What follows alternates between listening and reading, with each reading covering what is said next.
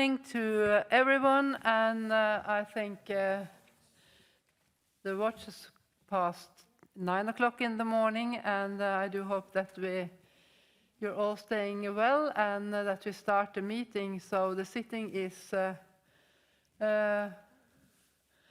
is open, and I remind members taking part remotely that they should take part in proceedings from a quiet location and should not speak from cars, trains, or other modes of transport. It makes it easier, but sometimes it's not possible for all colleagues. But I remind you of this even though.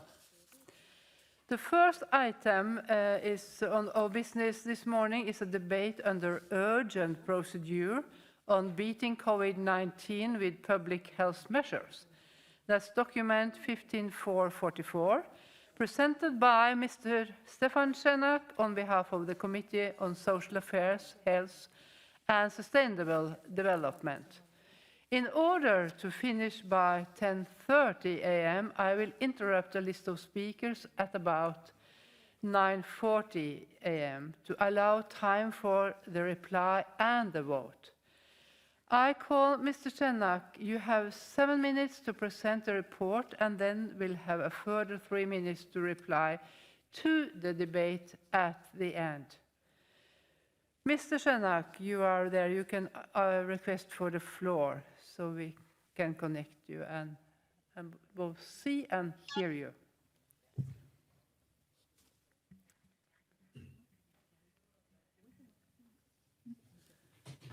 Thank you, Madam President. Good morning to you all, and thanks that I can present the resolution and draft recommendation which we worked out in the social committee in the last days. Exactly 2 years ago, the first cases of infection came to Europe because before there was some cases and there was nobody died outside of China. And but meanwhile, this worldwide pandemic shows how serious and how dangerous it is. Maybe I switch now in my original language in German.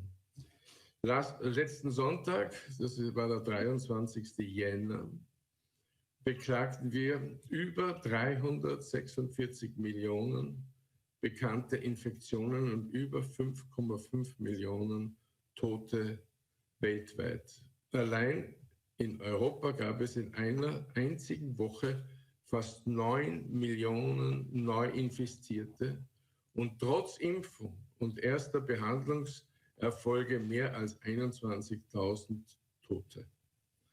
Können wir das einfach so hinnehmen? Weil nach 2 Jahren Pandemie haben wir inzwischen sehr viel gelernt und erfahren. Und das große Wunder war die schnelle Entwicklung sicherer und effektiver Impfstoffe, die uns vor schwerer Krankheit und vor allem vor dem Tod schützen konnten. Aber sie müssen von der Bevölkerung angenommen werden und vor allem auch zugänglich gemacht werden, nicht nur in den reichen Ländern des Nordens.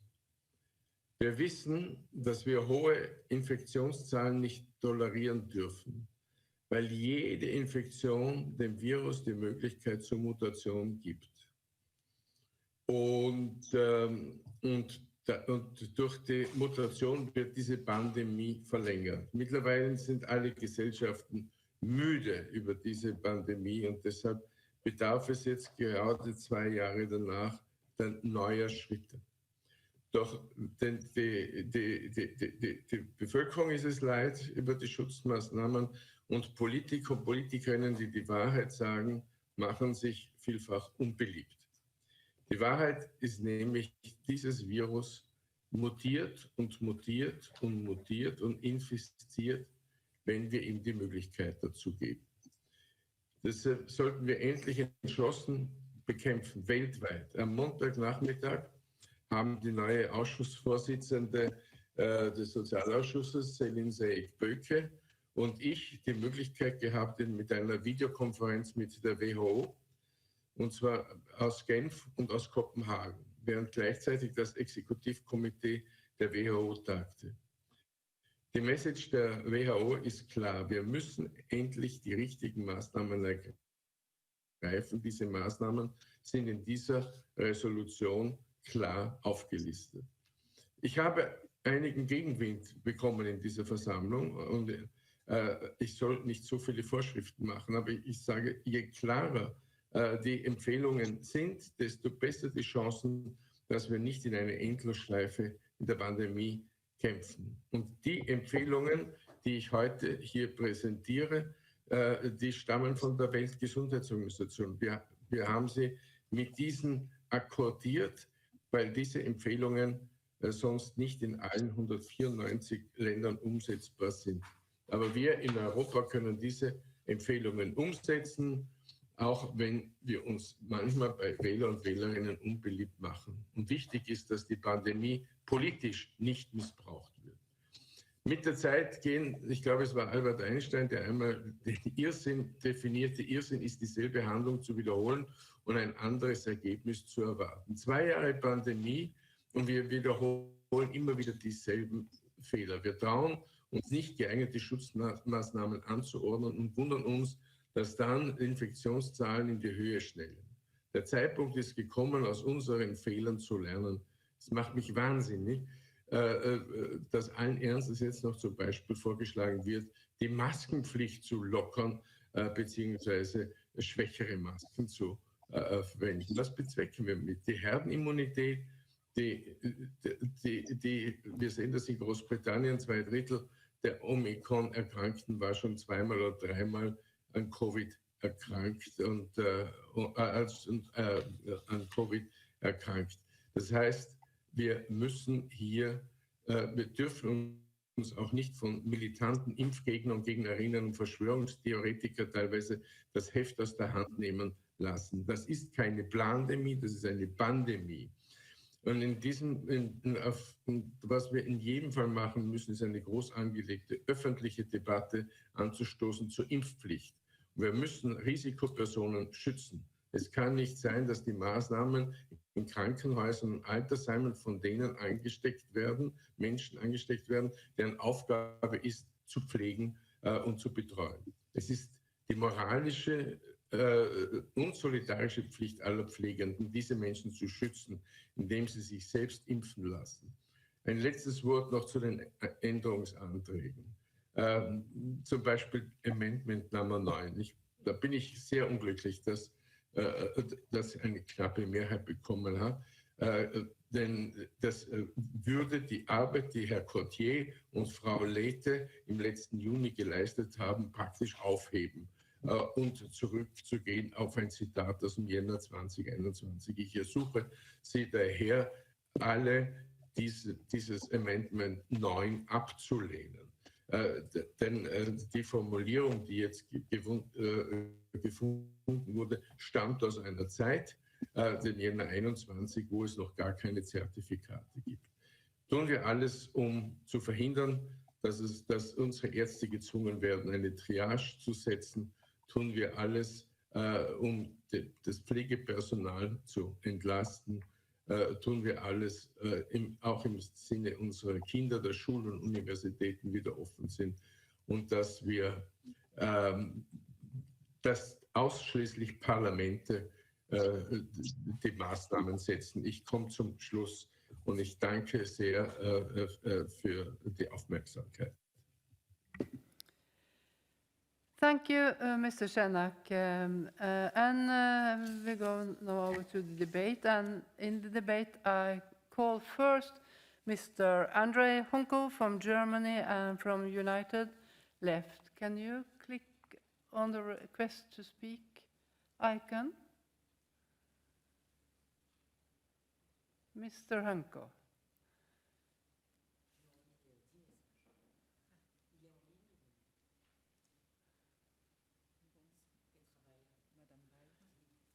Oui, oui, I cannot, if Mr. Hanko is coming later, we include him. But we continue with Madame Petra Bayer from Austria and the Socialist Group. The floor is yours, Mrs. Bayer. Thank you very much, Mrs. President. No one is safe until everybody is safe. The report quotes several times, and there are still countries where less than 1% of the population is vaccinated. So there is still a long way to go and a lot to do. And it's not only because of humanity to think globally and in an intelligent way. Otherwise, the virus will have the possibility to mutate into new versions, which also increases the challenge we all face globally, how to overcome this disease, this pandemic. There are, of course, several approaches how you can act in a solidaristic and global way. I would like to mention 3 out of them. The first one is COVAX, also mentioned in the report. And COVAX is a kind of platform that tries to distribute the vaccine to the global south, and with 92 countries as beneficiaries. And we know that COVAX is tremendously lagging behind its own goals. It suffers from cash shortage. The pledges that were made are not realized. And so it's a good idea, but it doesn't work at the very end. A much better, because quicker and also more self-determined way is the TRIPS waiver, which is also mentioned in the report. It's sustainable, and it would allow for the limited time span of the pandemic to produce medicine against COVID without paying for licenses. Vaccines have been developed really very, very quickly with a tremendous input and subsidy from governments, that means from taxpayers' money. And because of this, I think the vaccines we have now should be considered as a global public good. No country with a pharmaceutical industry must prioritize the profits over lives and health of humans. And also a third approach, and maybe the most immoral from my point of view, that's bilateral vaccine donations, where the OECD suggests that every donor country can add $6.7 per vaccination dose to its official development assistance account, if you want to say it like that, regardless, and that's the problem, regardless when the drug will expire.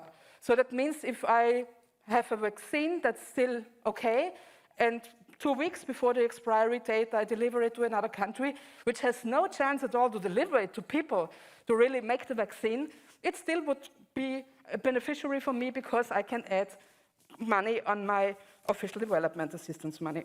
So we must act in a way that realizes and implements global solidarity when combating COVID. We have to act in respect of human rights and respect the sentence, no one is safe until everybody is safe. And I really hope that we will stand this global intelligence test and speak out for a TRIPS waiver. Thank you very much. Thank you, Mrs. Bayer. And then we go back, because we are now on the speaker on behalf of political groups. And I think Mr. Andrei Hunko, Germany, and the United Left is here now. And you're welcome to take the floor, Mr. Hunko. Please press the icon request to speak.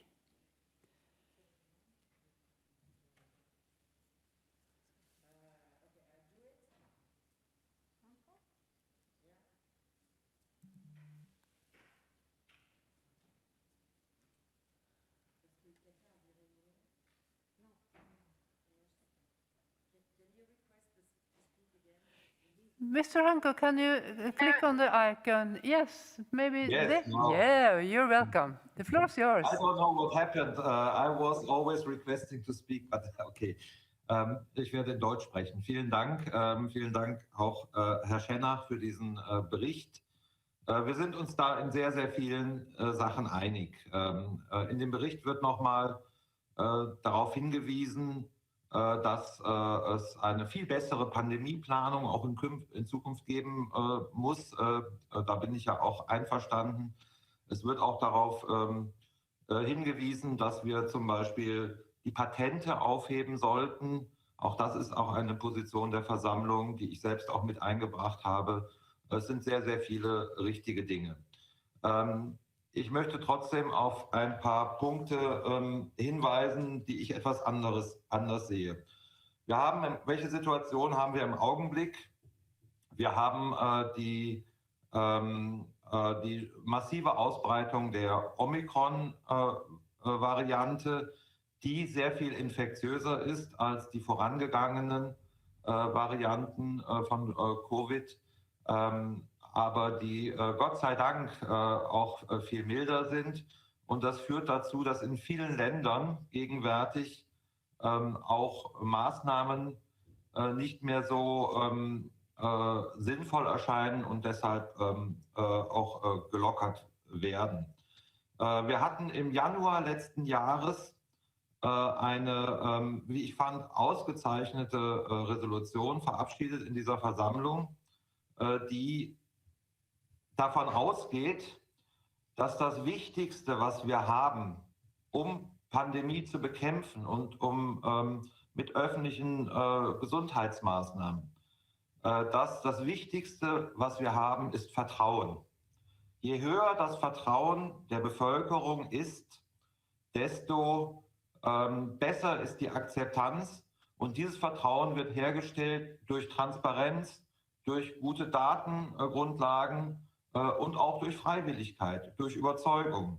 Und jetzt in diesem Bericht wird sozusagen der Weg aufgemacht für eine allgemeine Impfpflicht, dass jeder geimpft werden soll. Soweit ich weiß, gibt es dieses nur in Österreich gegenwärtig in den Mitgliedstaaten des Europarates. Und ich halte das ehrlich gesagt nicht für den richtigen Weg. Ich glaube, die Impfung ist sehr wichtig, die ist sehr sinnvoll, vor allen Dingen für ältere Menschen, für vulnerable Personen. Aber ich glaube, eine Einführung einer allgemeinen Impfpflicht für alle Personen wird die Gesellschaften polarisieren und das Vertrauen untergraben. Ich will mich aber auch sehr deutlich hier sagen, dass es natürlich irrationale Kräfte auch gibt, mit denen wir auch nichts zu tun haben und Rechtsextreme, die das ausnutzen wollen.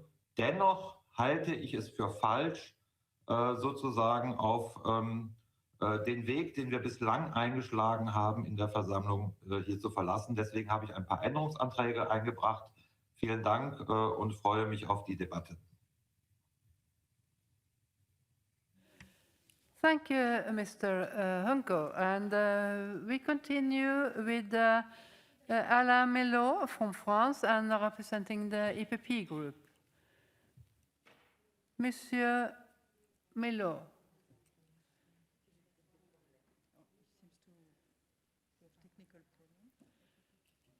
I think there's some technical problems, but can you, Mr. Melot, can you press the icon request to speak?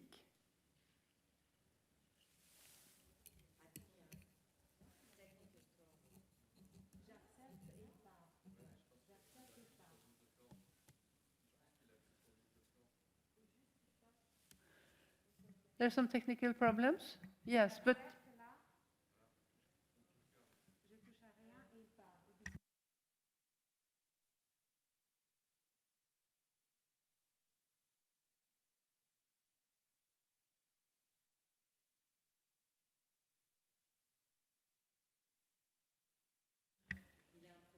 I think he disappeared again, but if you try later, I come back to you and try to include you, Mr. Melot. I continue to Netherlands and to Bob van Pareren and representing the European Conservatives. Mr. Bob van Pareren, you're there. Can you click on the icon request to speak?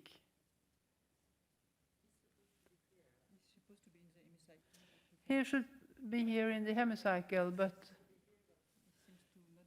he's not in the hemicycle at the moment. And then I continue to Petra Steenen from ALDE and Netherlands. floor is yours, Petra. Dear colleagues, Astrid van den Akker was a much-loved woman of 62 years old. Her open heart operation was postponed several times. Why? Because of lack of capacity in the intensive care, because there were so many COVID patients. She passed away early 2021, an unnecessary passing. We all have examples of people who have suffered from this pandemic. We all have examples of children and students close to us who missed out on their education. Or we know women who were not safe at their homes during lockdown because of their violent partners. And we also know the shop owners' stories who've lost their income, or artists who couldn't perform, or doctors and nurses on the front line. On behalf of the ALDE group, I would like to thank Mr. Schenach for this report, which raises a few questions. So how can we find a balance between freedom and self-determination of the individual on the one side, and protecting human and civil rights of our citizens on the other? Or in other words, what does someone's own individual freedom to choose to be vaccinated or not mean for the public health of our society? And when should we call for mandatory vaccination? At the ALDE group, we do not have conclusive answers ourselves, but we feel as liberals that we have to work collectively on a few things. One, accepting the scientific proof of the effectiveness of measures as stipulated by the WHO, vaccines, wearing masks, distancing and hygiene. And if there are no medical reasons for not wanting to be vaccinated, people should accept the consequences of this choice. Secondly, we need to work on proper access to vaccines everywhere on a global scale by working towards a TRIP waiver. We should also work to access for proper information for all groups in our society. And thirdly, we need to anticipate more of these crises, be it a climate crisis or a variant of this virus. So we agree with the call in the report on politicians to lead by example to the measures we all have to adhere to. But at the same time, the ALDE group is very concerned by some politicians who use this pandemic for fear-mongering and spreading of misinformation, only for their own political gain. This inspires violent extremists to intimidate other politicians online and offline. And let me close, Madam President, on a personal note. Our party leader, Sigrid Kaag, was attacked by somebody carrying a torch in front of her home. This person has been convicted to 6 months last week by a Dutch judge. Let me quote what she said after this conviction, and let this be in our ears, all of us. She hopes, I quote, that who intimidate, threaten, and thus make the work of personal environment of politicians unsafe should understand this warning. This is our rule of law. When politicians are being threatened for exercising their democratic right, we have to speak out. We can disagree, but we cannot inspire others to attack us. So, here in this plenary and outside, and at ALDE Group, we really ask everybody to protect our democracy by protecting our politicians who exercise their democratic right to speaking out about the COVID crisis. Thank you. Thank you so much, Mrs. Steenen. And then we go back and try to include Alain Milot from France and representing the EPP group.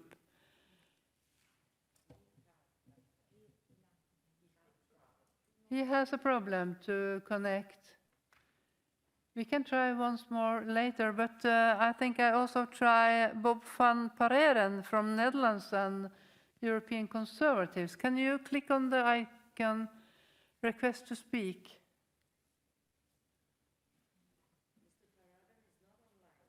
He is not online, so then I might come back if we hear something from Alain Milot and Bob van Pareren, but I think we continue on the speakers list. I then continue and go to Iceland and to Þórhildur Sunna Avarsdóttir from the Socialist group. Þórhildur, are you there? Can you click on this icon, request to speak? Yes, she is. The floor is yours.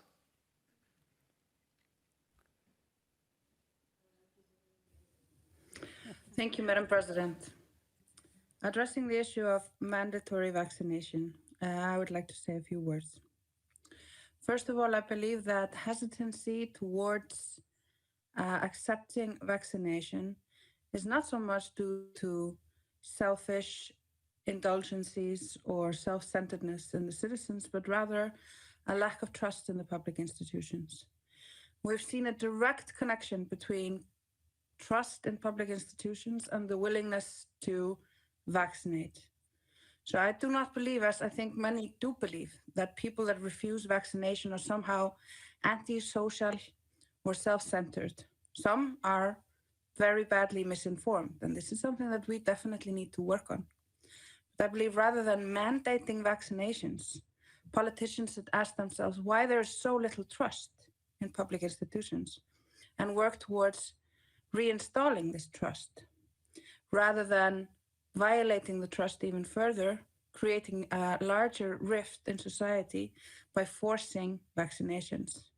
Now, I see exceptions, of course, relating to health officials and others that take care of vulnerable groups where we do need to make sure that people are protected. Nevertheless, human rights are individual rights, and they should not be infringed unless absolutely necessary, when we know that they can be effective to achieve the goal that they are meant to achieve, and that there are no other less invasive measures available. And I don't think we're in a place where we can say that as of yet when it comes to mandatory vaccinations. And I would also remind you that the right of health, in the right of health, the right of everyone to give informed consent, and therefore also informed dissent, is a fundamental item, is a fundamental part of our right to health. So I think we should be very cautious as a human rights body to advocate mandatory vaccinations. I don't think it is something that will necessarily even achieve the aims that we wish to achieve, because while we are hoarding vaccines here in the West, new variants can come out all over the world where access to vaccinations is not good. And this will undermine our efforts to reach immunity towards the COVID-19 pandemic. I would also like to speak a word of caution in terms of alienating those people that for some reason or other, be they misinformed, be they worried about their own health, or in any other way not willing to have vaccinations, that we consider them self-centered or antisocial. I think people are fundamentally socially minded and they care about other people. I think what we need to cure is the lack of trust that people have towards their institution, not continue distrusting people for not having the interest of their society at large, because every research, every study recently done in human nature has shown that we are very social and we are very caring people as a whole, and any approach that doesn't focus on that is the wrong approach, in my opinion. Thank you very much, Madam Speaker. Thank to you, Mrs. Eversdotter from Iceland, and I continue on the speakers list and come back to Bob van Pareren later. But I take first Zoran Thomas from Serbia and the EPP group. No, he's not connected. Alain Millot, you are there. You can, on the behalf of the EPP group. Is it good? Oh. The floor is yours, Alain Millot. Bonjour. Bonjour. M'entendez-vous?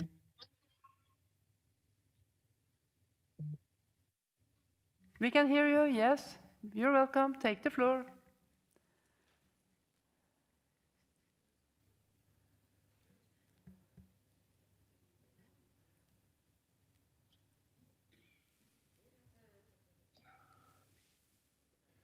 J'ai encore un problème de...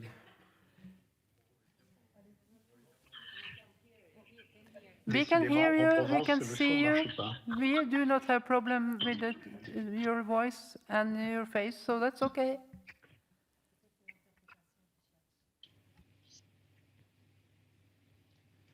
Oui, Madame la Présidente. Je me réjouis donc que notre Assemblée ait accepté d'organiser ce débat au moment où notre continent est particulièrement touché par cette pandémie. Les mesures restrictives particulièrement drastiques mises en place pour l'accès au Palais de l'Europe ne sauraient mieux l'illustrer. Le rapport qui nous est présenté, pour lequel je félicite notre collègue rapporteur, rappelle que la région Europe, au sein de l'OMS, a comptabilisé à elle seule quelques 9 millions de cas supplémentaires et plus de 21 000 décès ces derniers jours. Aujourd'hui, pour tenter de mettre fin à la pandémie, les États membres de notre organisation ont pour la plupart privilégié la vaccination. Si les données disponibles semblent indiquer que celle-ci protège contre les formes graves de la maladie, elle peine toutefois à enrayer la propagation du virus. Le nombre de contaminations a massivement augmenté au cours du mois dernier, en raison notamment de l'apparition du variant Omicron qui semble moins virulent mais beaucoup plus contagieux. Dès lors, d'autres mesures de santé publique doivent être envisagées. Tout d'abord, il faut continuer à encourager le port du masque et rappeler l'intérêt des gestes barrières comme le lavage des mains ou l'aération des espaces clos. Enfin, il faut poursuivre l'effort de recherche pour développer de nouveaux vaccins et mettre au point de nouveaux traitements qui pourraient être efficaces, quel que soit le variant. C'est un point dont nous avons débattu à plusieurs reprises et qui me paraît évidemment fondamental. Les facilités offertes par le monde moderne pour se déplacer d'un continent à un autre, avec une économie fondée sur la libre circulation des biens et des personnes, nous obligent à élaborer des solutions mondiales contre le virus. Il est donc illusoire de vouloir vacciner l'Europe sans investir pour diffuser la vaccination dans le reste du monde. Je veux une nouvelle fois ici apporter donc mon soutien au mécanisme COVAX et inciter les États à s'y engager. Je veux enfin évoquer la mise en place par plusieurs États, dont la France, du pass qui restreint l'accès à certains lieux aux moyens de transport aux seules personnes vaccinées. Moyen d'inciter à la vaccination sans pour autant la rendre obligatoire. Un tel pass peut certes permettre de limiter la saturation des hôpitaux. Toutefois, il doit être mis en œuvre dans le respect des droits et des libertés individuelles sans vouloir dresser une partie de la population contre une autre partie.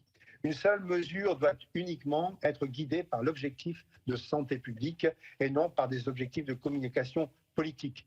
Elle devrait en outre être assortie de critères objectifs permettant de mettre fin automatiquement aux restrictions liées à l'utilisation de ce pass pour éviter une restriction abusive longue de liberté. Cela fait partie des débats que nous avons eus tout récemment au Parlement français, comme beaucoup d'entre vous l'ont certainement eu dans leur Assemblée nationale. Je crois sincèrement à la nécessité d'un engagement fort des parlements pour trouver les bons équilibres dans une logique de santé publique. Je crois à la nécessité d'un véritable contrôle parlementaire comme nous le faisons ce matin et comme nous le ferons dans les prochains mois au Sénat français vis-à-vis du gouvernement français en utilisant nos pouvoirs de commission d'enquête.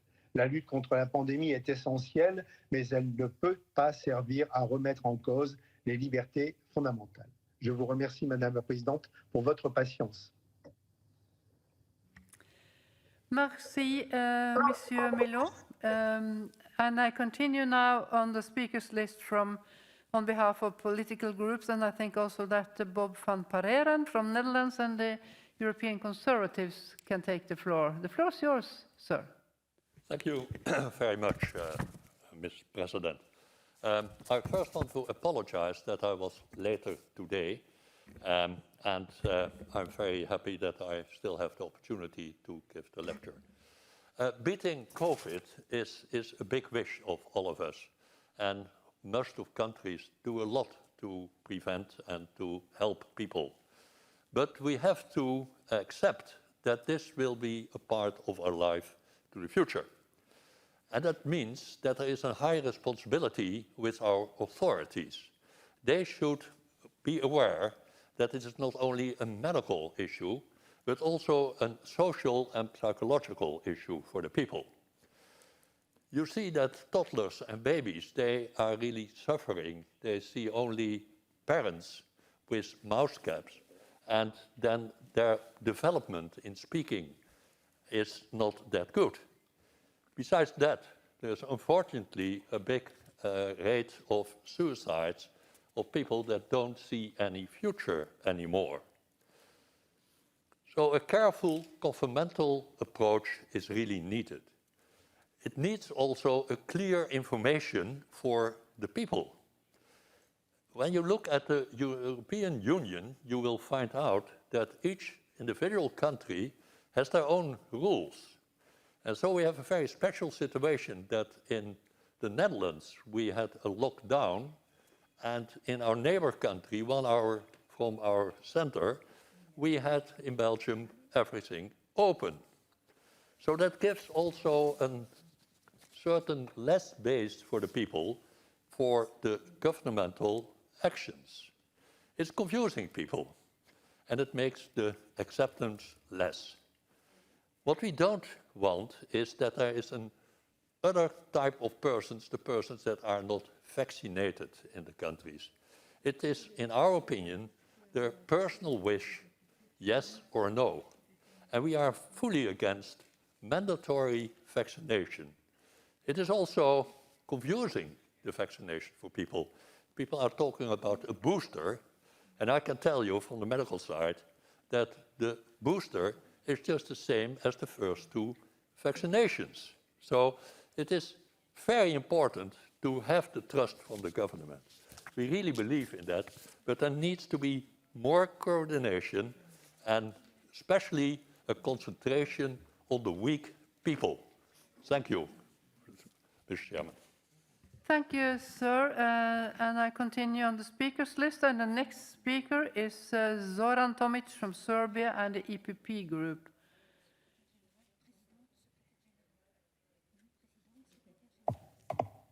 He's online, and yes, Thank you, Madam welcome. Chairperson. Take the chair.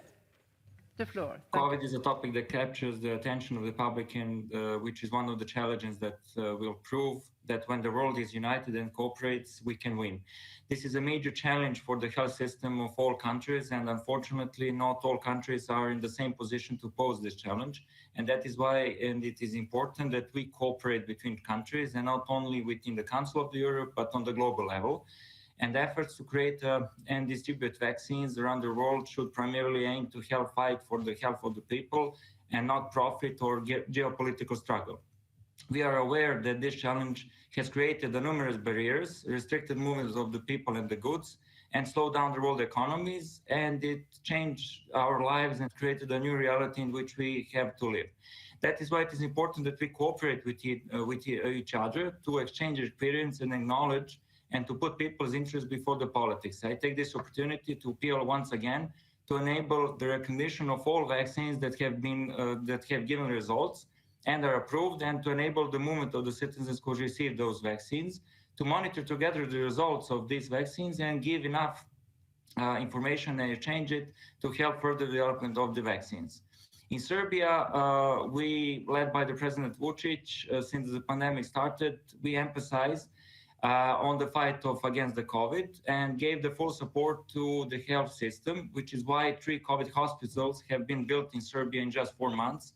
We bought many respirators, medicaments, and have procured, and a large number of the doctors and nurses have been hired.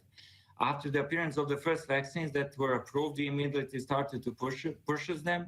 And a big thank to everyone who have helped us to get these vaccines in the EU, Russia, and China. We are the country that has enabled the citizens to choose which vaccine they want to receive, whether it is a Sinopharm, Sputnik V, Pfizer, AstraZeneca, or Moderna. And we have donated certain amounts of these vaccines to our neighboring countries in order to help them to fight against this COVID pandemic.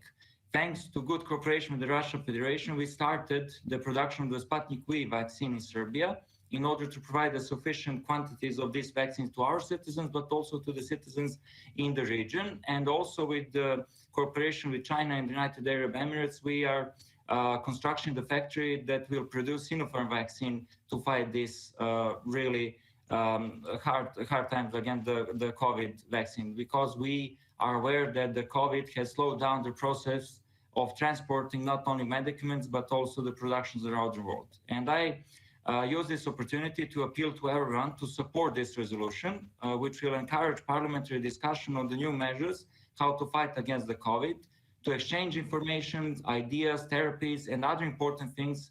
And this certainly for this challenge that is really great for our humanity. And this resolution comes at a great time and will encourage us to fully overcome the challenge through cooperation. Thank you.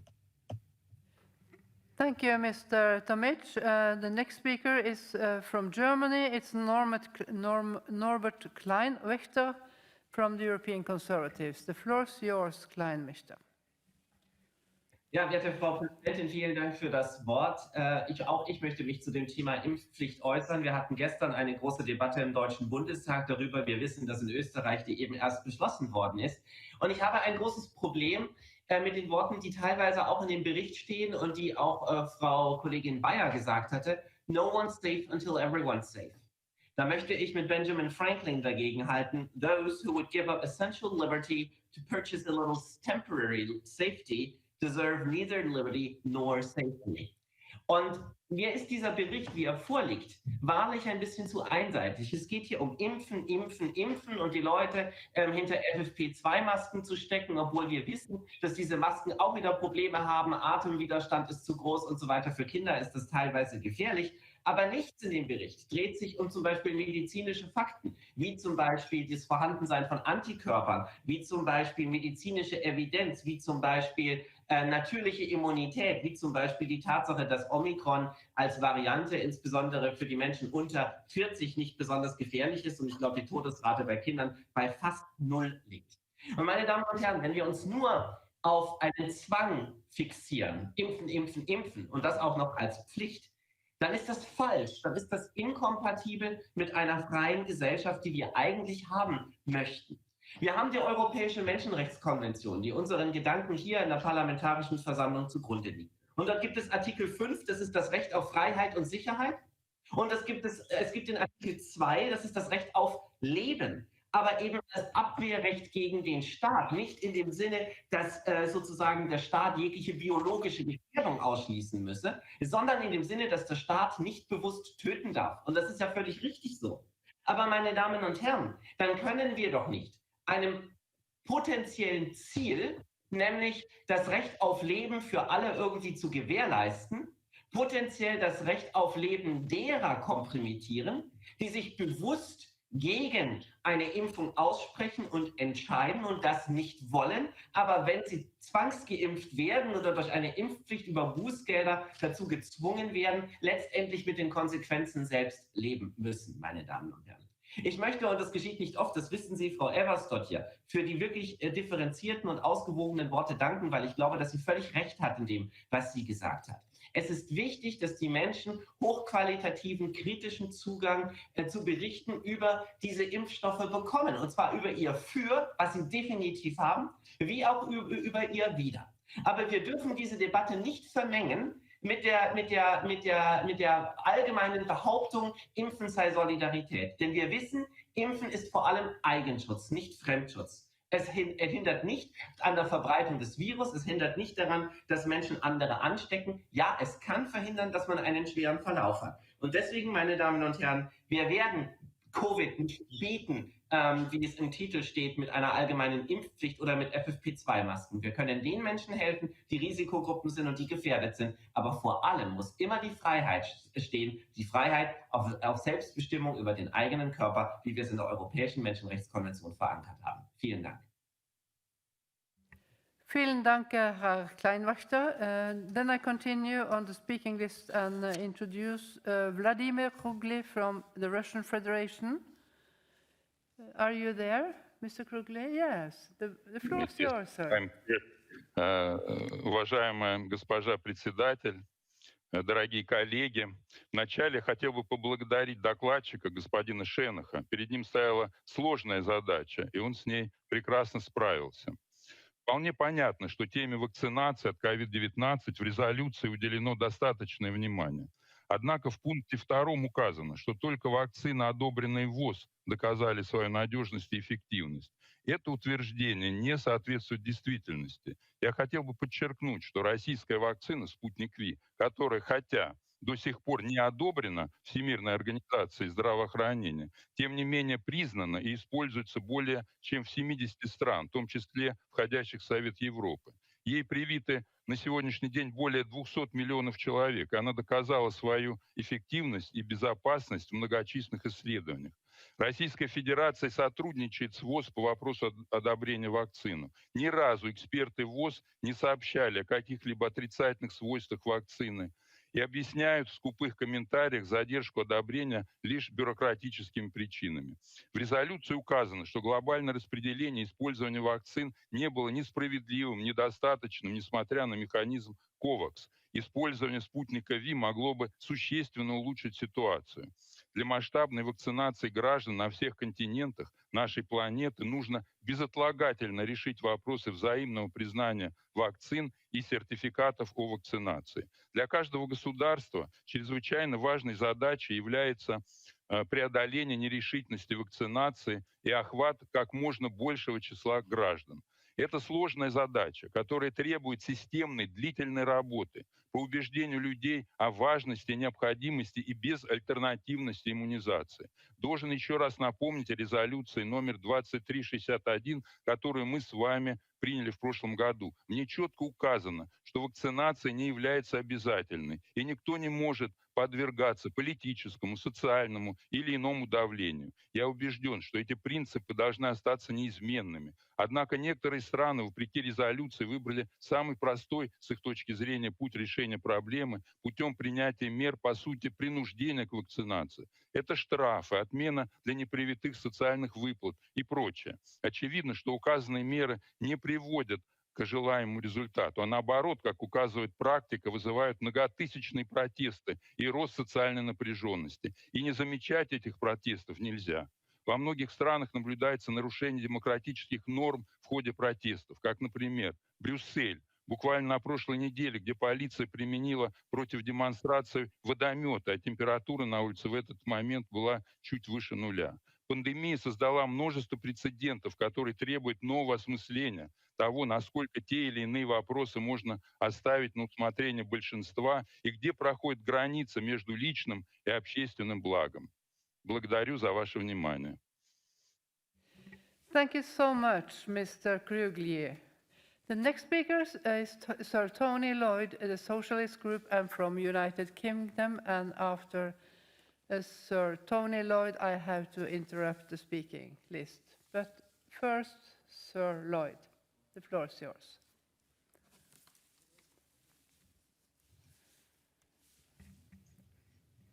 Thank you, Madam Chair.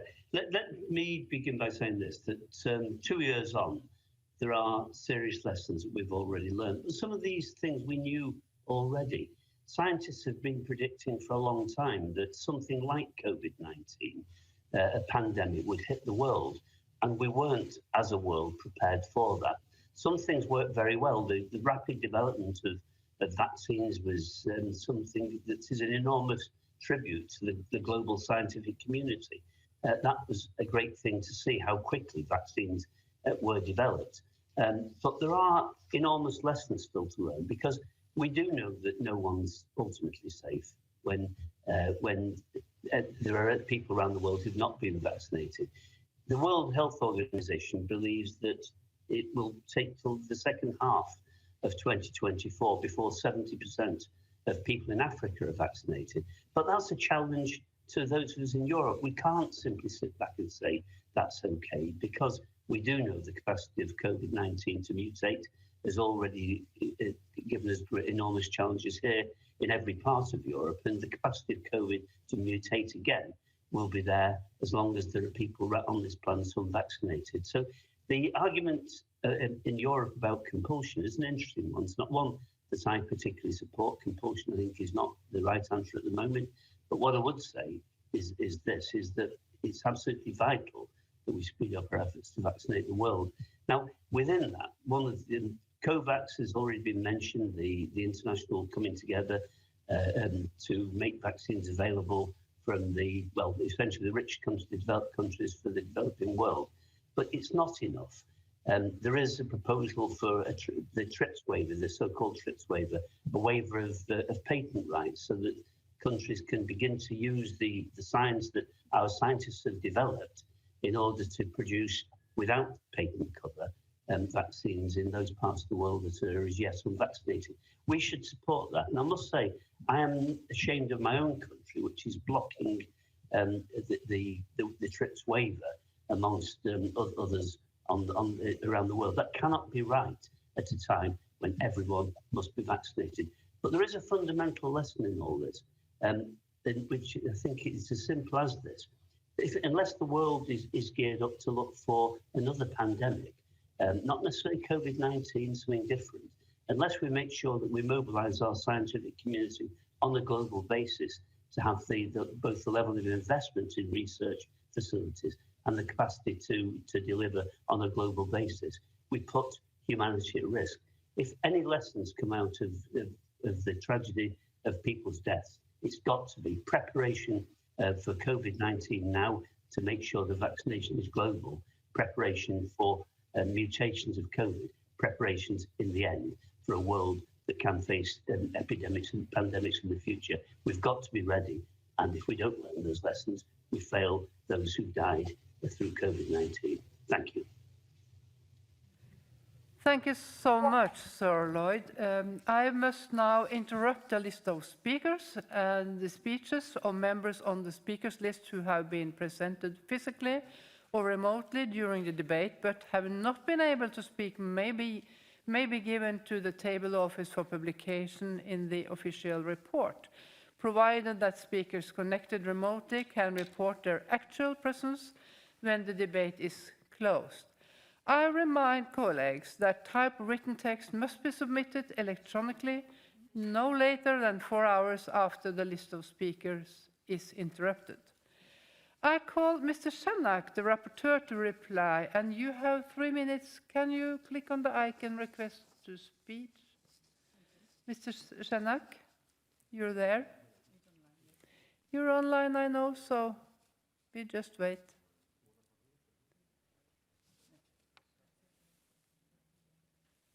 There you are. You have 3 minutes, Mr. Shanak. Thank you very much.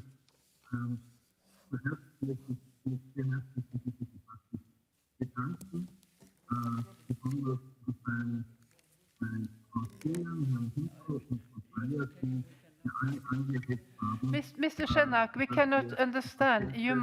Can you switch to Mr. Shanak?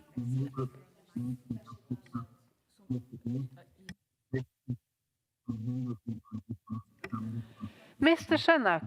Shanak, hello, Mr. Shanak. Yes, he might not hear me, but Mr. Shanak, I think your microphone is hidden back some papers. Can you switch on floor? Mr. Shanak, can you switch on floor?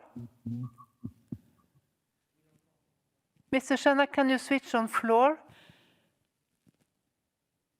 I do not hear you, and it's not possible to understand, so maybe...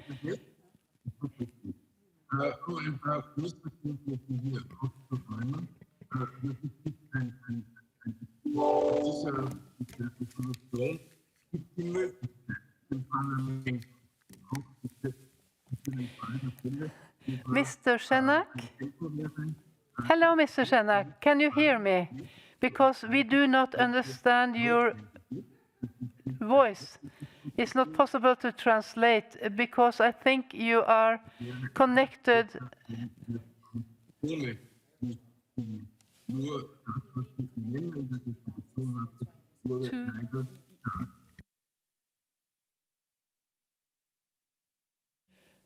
Mr. Shanak, you might be connected by 2 devices, or you have to switch on the floor, because it was not possible to translate what you said and not possible either to hear what you said. And I thought you always have something important to tell us. Es funktioniert jetzt. Ich wollte Then nur it's sagen, better. Die Jänner-Resolution wurde stark missbraucht.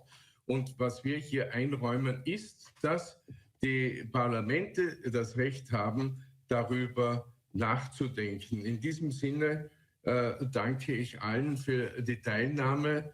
Und ich bin auch der Meinung, es ist aber keine politische Entscheidung, dass Sputnik und Sinkov an die WHO eingereicht werden und dass das gute Impfstoffe sind und mit Sicherheit, wenn die entsprechenden Studien sind, auch genehmigt werden. Mir ist noch wichtig am Ende zu sagen, ich bedanke mich bei allen jenen Kollegen, die schon so viele Vorarbeiten geleistet haben, Frau Leite, Herr Cotier, Frau de Timmermann, Baron Messe, dass wir einfach klar hier als Europarat, als parlamentarische Versammlung handeln. Und ich stimme voll überein, wir sollten ganz stark auch an die Kinder denken, nie wieder geschlossene Schulen, keine Universitäten, die geschlossen sind. Ich bedanke mich beim Sekretariat für diese enorme, schnelle Arbeit und ich hoffe sehr auf eine große Zustimmung zu diesem Kapitel, das doch sehr viele Redner und Rednerinnen hier positiv begrüßt haben. Herzlichen Dank. Thank you, Mr. Shenak. Then we understand and understood what you said. And does the chairperson of the committee wish to speak? You have 3 minutes, Mrs. Saeder-Böke. The floor is yours. Thank you very much, Madam President. Firstly, I'd like to thank our rapporteur, Mr. Stefan Schena, and the Secretariat for writing such a comprehensive and balanced report in such a short time. The COVID pandemic has been evolving very dynamically for over 2 years now. This requires that we also keep dynamic, vigilant, and prepared for the next turn of events. And this is what this report actually does. The aim of the resolution and recommendation is to ensure that we do not need any further lockdowns, and that any response we have is well debated, the public is a part of it, and is integrated into this rights-based and equitable response that we formulate. Now, in the words of WHO, while Omicron causes less severe disease than Delta, it remains a dangerous virus, particularly for those who are unvaccinated. Now, this is why we need a debate on vaccination, because clearly those who are not vaccinated are not only affected themselves, but also affect the course of this very dynamic pandemic. And the emergence of new variants is a proof that no one is safe until everyone is truly safe. So we need an equitable and accessible plan for vaccination, and we need inequalities in global distribution to actually be resolved. And this is where the solidarity initiatives that we have, like COVAX, have to be strengthened.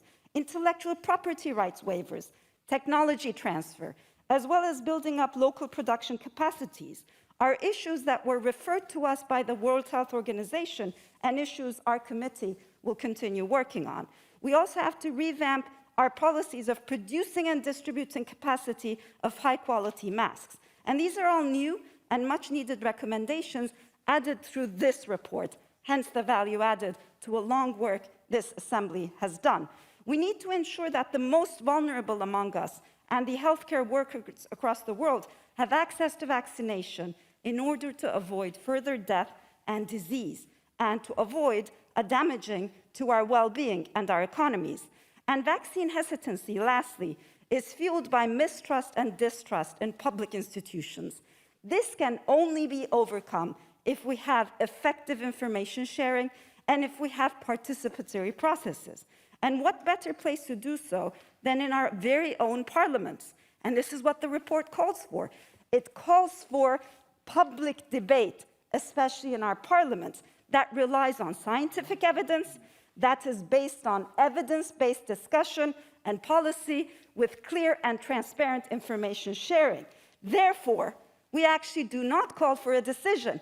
We call for a public debate about whether or not vaccination should be mandatory. So I invite our plenary to support this report that was unanimously accepted by our committee, and I once again thank our rapporteur, secretariat, and committee members for their great work and contributions. Thank you so much, Chair Böke, and the debate is closed. And we continue now to the consideration of the draft resolution and consideration of amendments in document 1544 in this draft resolution. And the Committee on Social Affairs, Health and Sustainable Development has presented a draft resolution to which 15 15 amendments have been tabled. We will also consider an oral amendment. There is also a recommendation to which no amendments have been tabled. I understand that the chairpersons of the Committee on Social Affairs, Health and Sustainable Development wishes to propose to the Assembly that amendments 6, 13 and 5 to the draft resolution, which were unanimously approved by the committee, should be declared as agreed by the Assembly. Is that so, Mrs. Said Böke? Yes, she's nodding, Yes. and then it's okay. Does anybody object? I see none in the plenary. Is there someone on the screen? No. As there is no objection, I declare that amendments 6, 13 and 5 to the draft resolution have been agreed. There is an objection to each amendment will be taken individually. Yes, and I continue, and I understand that the chairpersons of the Committee on Social Affairs, Health, Sustainable Development wishes to propose to the Assembly that amendments 7, 8, 10 and 16 to the draft resolution, which were rejected by the committee with a 2/3 majority, be declared as rejected. Is that so, Mrs. Böke? So rejection by 2/3 were amendments 7, 8, 10, 11, and 16. Okay, thank you. Okay, okay, so it's not 7, 11. 8, 10, and 16. Yes, 7, 8, 10 and 16. And the chair confirms that this is the right figures, I think. Yes. Does anybody object? Yes, I see. I think the European Conservatives and Bob van Pareren, you want the floor? Thank you, Mrs. President. Yes, we object to the amendments just mentioned, and especially as an example, number 7. The new situation is that we object that they are not okay. Sorry to say so different.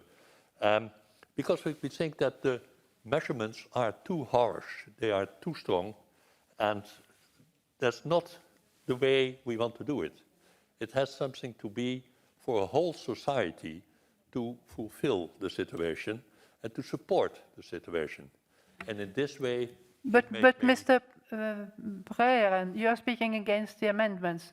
But I asked if someone want to object the 2/3 majority of these amendments 7, 8, 10 and 16.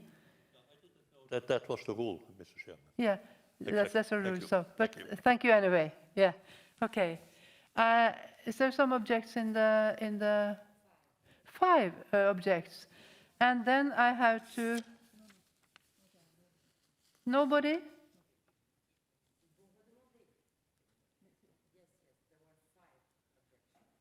There were 5 objections, but I have to do this because if there are 5 that raise their hands that they object to this 2/3 majority, to this 7, 8, 10 and 16, I have to ask, because could those who object raise their hand in the hemicycle for those who are present here? No?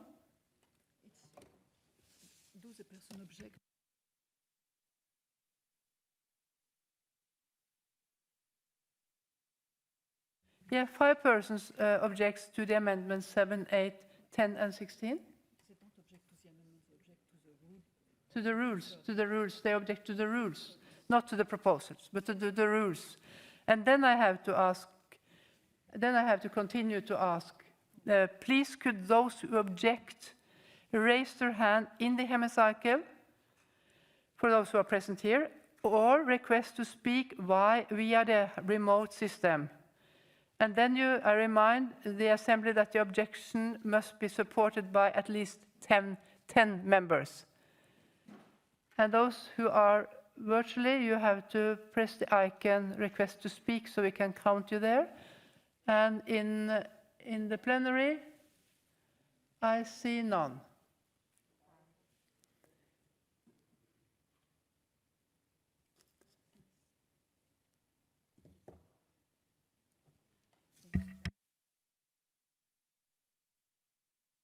Thank you. I see 6 who object, but that's fewer than 10 members object, and some amendments 7, 8, 10, and 16 are rejected. That's the rules, so I continue. We will now consider the remaining amendments individually, and the amendments will be taken in the order in which they appear in the compendium, and I remind you that speeches on amendments are limited to 1 minute. We start with amendment number 1, and I call Mr. Kruglie to support amendment 1. You have 1 minute. Большое спасибо, госпожа председатель. Как я уже сказал в своем выступлении, утверждение о том, что только вакцины, утвержденные Всемирной организацией здравоохранения, доказали свою эффективность, фактически сегодня не соответствует действительности. В настоящее время свою эффективность доказала не только вакцина, утвержденная ВОЗ, но и, в частности, вакцина «Спутник Ви», ну и другие вакцины. Поэтому я прошу поддержать поправку об исключении этой фразы из текста резолюции. Спасибо. Thank you so much. Anyone want to speak against the amendments?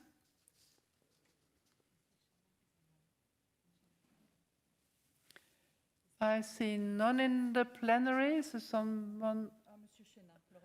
Yeah, Mr. Schenak, the floor is yours. 1 minute.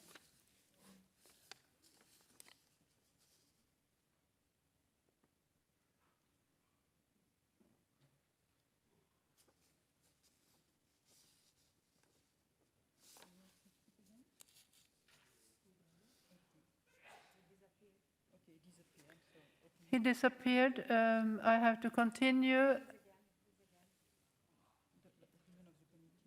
What's the opinion of the committee, Ms. Berke? The committee rejected the amendment.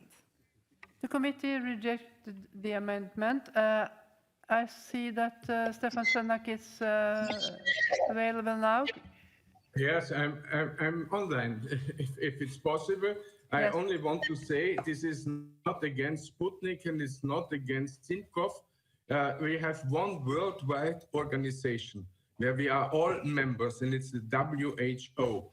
And the mechanism is the approval by WHO. And so I can only ask the Russian Federation, also China, to send all the studies and to WHO, and I think that is not the really problem. So I'm against this amendment.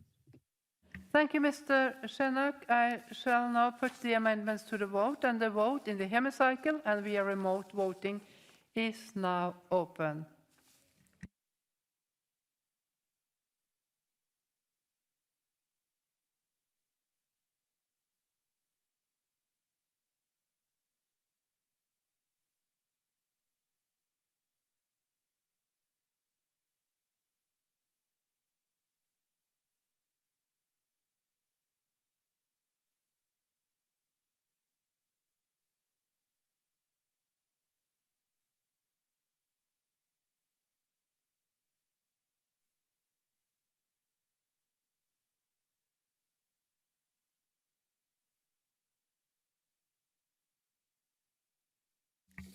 Thank you, and I think we can close the vote, and I call for the result to be displayed.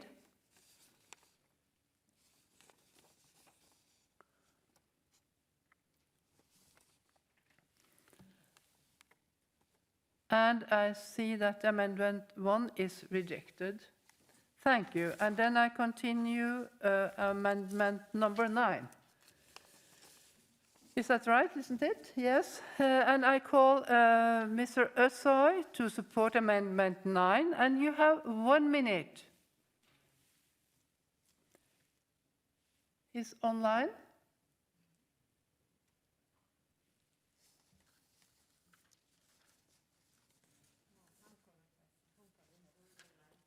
Honko is online. Does anyone else wish to support this amendment number 9?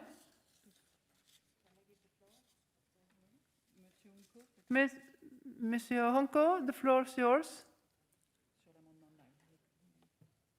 There you are, yeah. Good.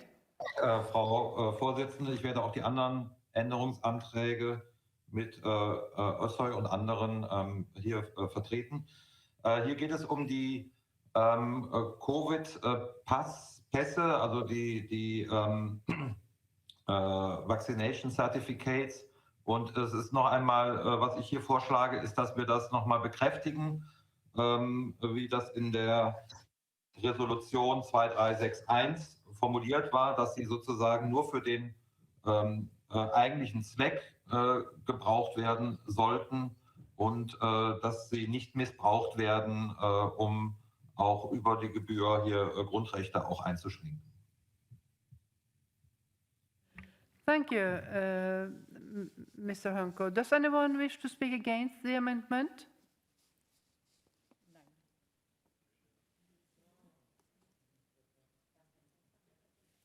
None in the plenary? Someone on the screen? No? What's the opinion of the committee on the amendment 9? The committee accepted. The committee is in favor, is that right? Yes, in favor. In favor. Yeah. And I shall now put the amendment to the vote, and the vote in the hemicycle and via remote voting is now open.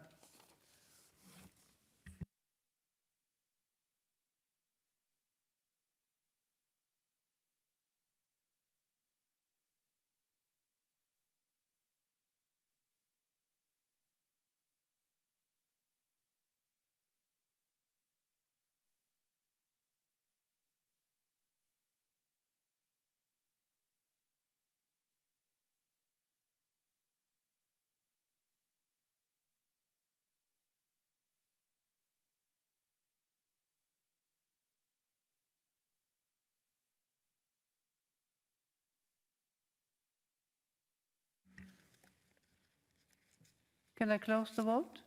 Yes, I close the vote and I call for the result to be displayed.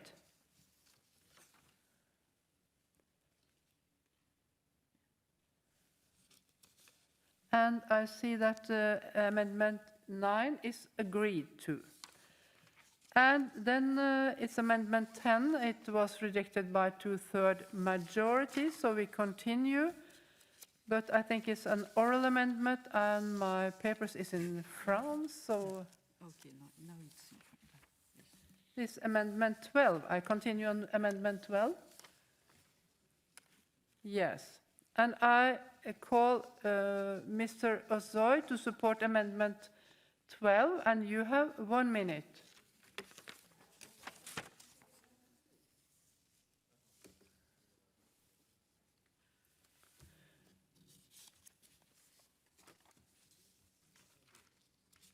Isn't it Amendment 12? Amendment 2 prior to that?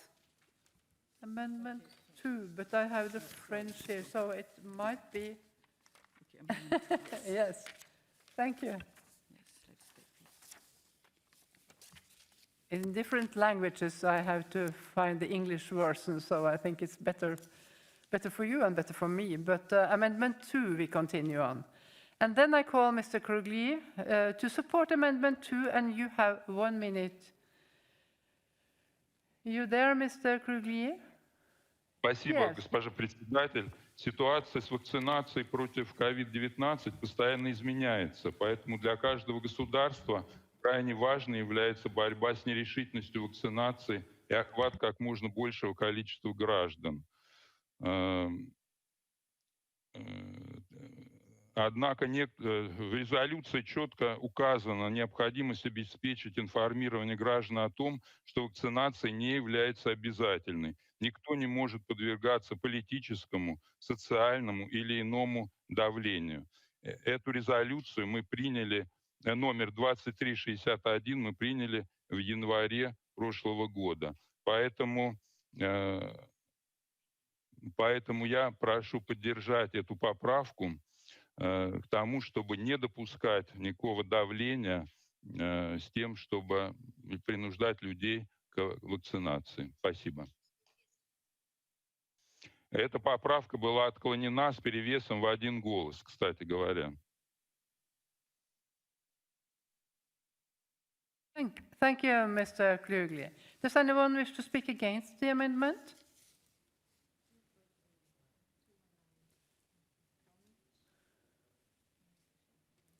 I see none in the plenary. Is there someone on the screen? Tomic. Yes, the floor is yours, Tomic. You can take the floor. 1 minute. Speak against.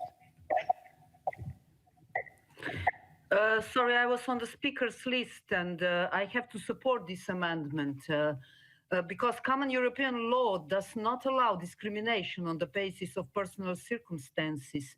In particular, I have to remind you Nuremberg Code, the Declaration of Helsinki, and the Convention of Oviedo do not permit human experimentation. Tommy, so I'm supporting this amendment. Yes, I understand, but we have had Mr. Krugli to support it, so I asked if there was anyone want to speak against the amendment.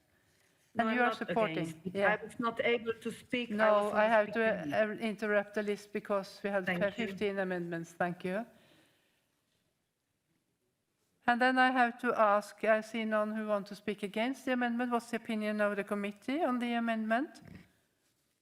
The committee rejected Amendment 2. The committee rejected. I shall now put the amendment to the vote. The vote in the hemicycle and via remote voting is now open.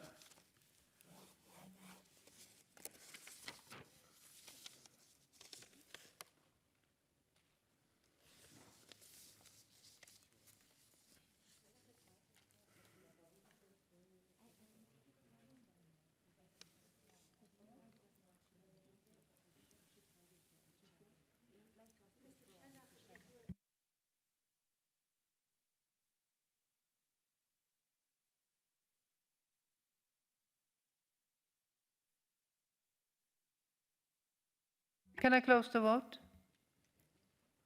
Yes, I close the vote. I call for the result to be displayed.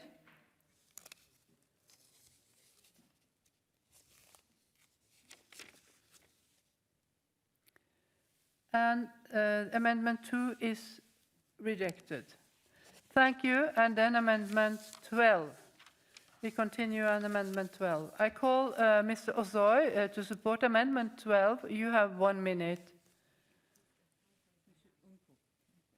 It's not Mr. Ozoy, but it's Mr. Hancock. The floor is yours.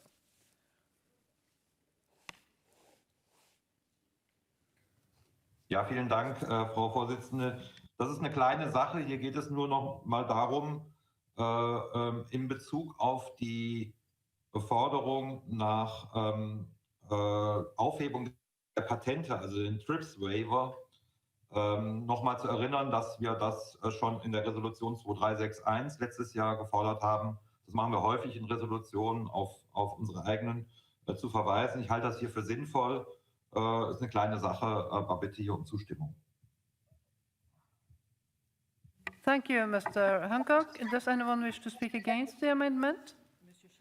I think Mr. Shenak, you can take the floor. And he's the rapporteur, so...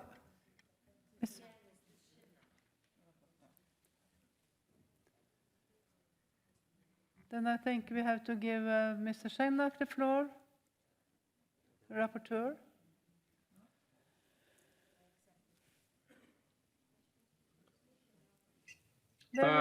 This is maybe a misunderstanding. I asked by the former amendments to have the floor, especially to 9, but in this case, I'm in favor, as also the committee is in favor. Thank you, and thank you, Mr. Shenak. What's the opinion of the committee? The committee is in favor. The committee is in favor. I shall now put the amendment to the vote. The vote is in the hemicycle and via remote voting is now open.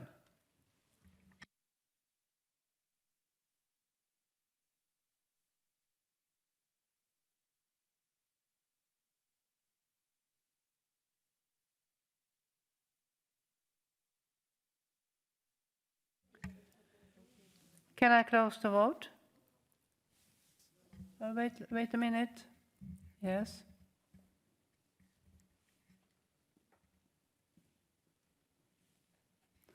Then I close the vote and I ask for the result to be displayed.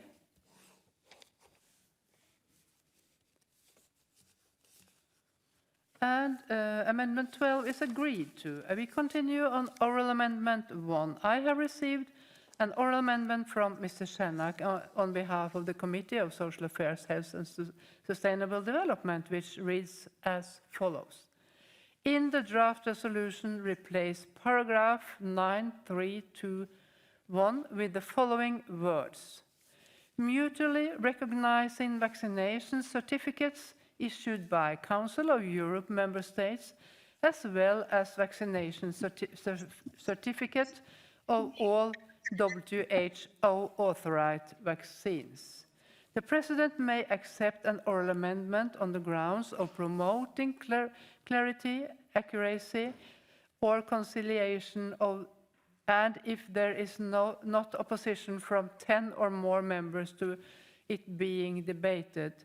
In my opinion, the oral amendment meets the criteria of Rule 34.7a. Is there any opposition to the amendments being debated?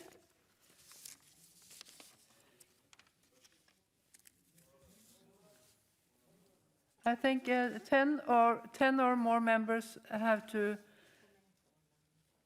How many online?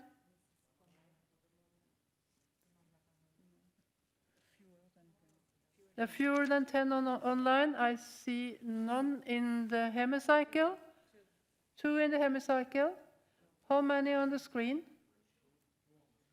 Two online, 2 in the hemicycle, 3 online, but still 4, 5, and 2 in the, and 3, 2 in the hemicycle.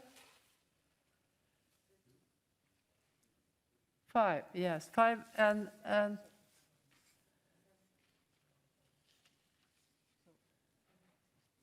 still there are fewer than 10. I have to conclude with that. This is not the case, so I therefore call Mr. Schenak to support oral amendment 1. You have 1 minute, Mr. Schenak. You have to, I do not hear you. You have to.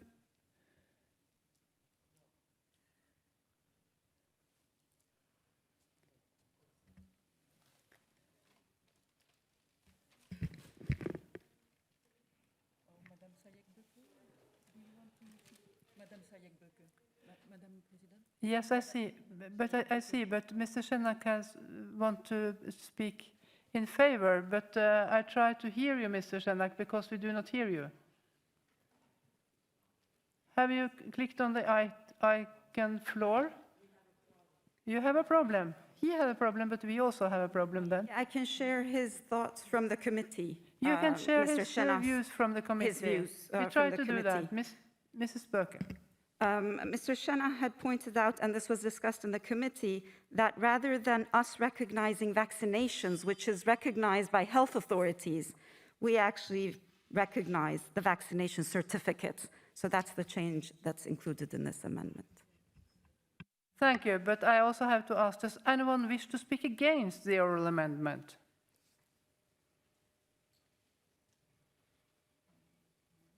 None in the plenary, but is there anyone on the screen?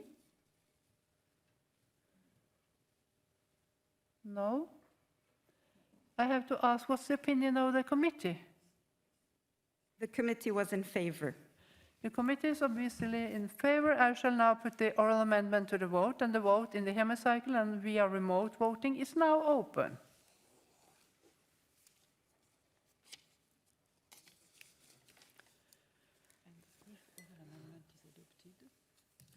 Amendment number 3 will fall. Yeah.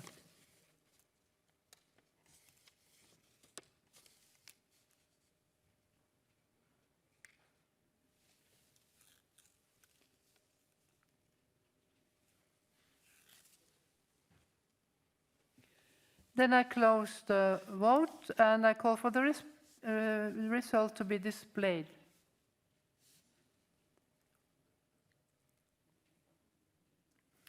Yes, the oral amendment is agreed to, and amendment 3, then some consequence fall.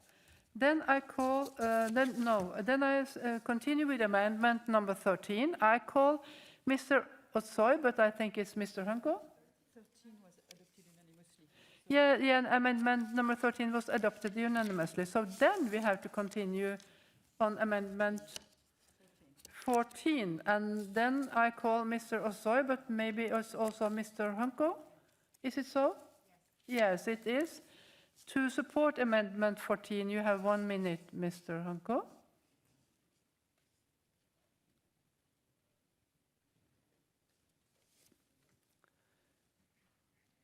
I do not hear you, Mr. Hunko. Can you click on the floor and your voice? Okay, can you hear me now? Yes, I do. Okay, hier geht es um Punkt 943. Das ist ein zentraler Punkt der Resolution, was jetzt auch im Mittelpunkt der Debatte vorhin war, nämlich die Öffnung in Richtung einer allgemeinen Impfpflicht. Das würde die bisherige Position der Versammlung auch verändern. Deswegen schlage ich vor, dass wir hier mit Änderungsantrag 14 die Originalformulierung verwenden, dass wir vor allen Dingen darauf setzen sollten, Vertrauen aufzubauen in der Öffentlichkeit, Vertrauen durch eben nicht durch Zwang oder durch eine Impfpflicht, eine generelle Impfpflicht, sondern durch Aufklärung und transparente Daten. Es wird gesagt, die Situation hat sich grundlegend verändert. Ich sehe das nicht. Dieses Prinzip finde ich nach wie vor richtig. Deshalb dieser Änderungsantrag und bitte um Unterstützung. Thank you, Mr. Hunko. Does anyone wish to speak against the amendment? Mr. Shenak, the rapporteur, the floor is yours.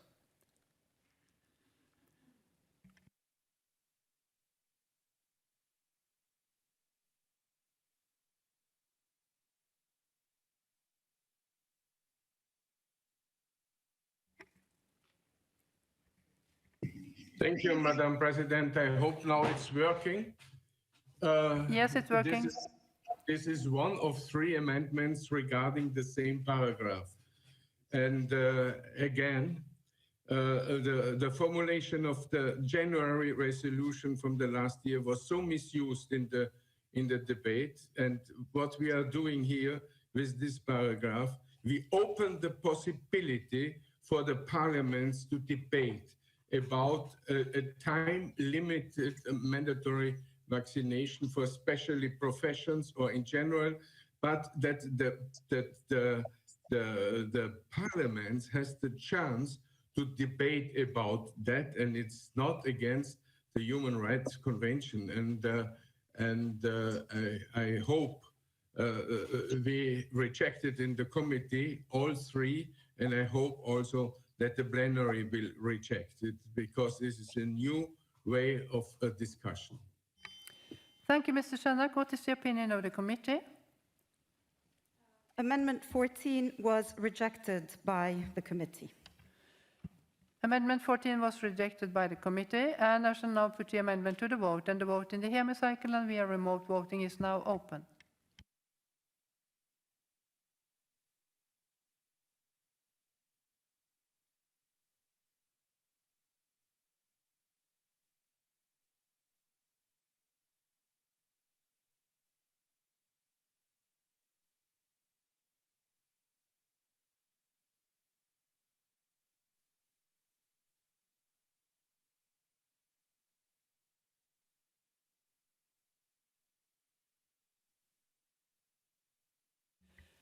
The vote is closed. I call for the result to be displayed.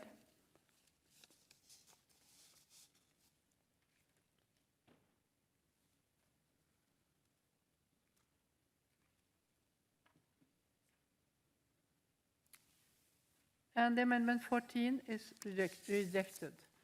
Then we continue on amendment number 15, and I call also here Mr. Hunko to support amendment 15. You have 1 minute.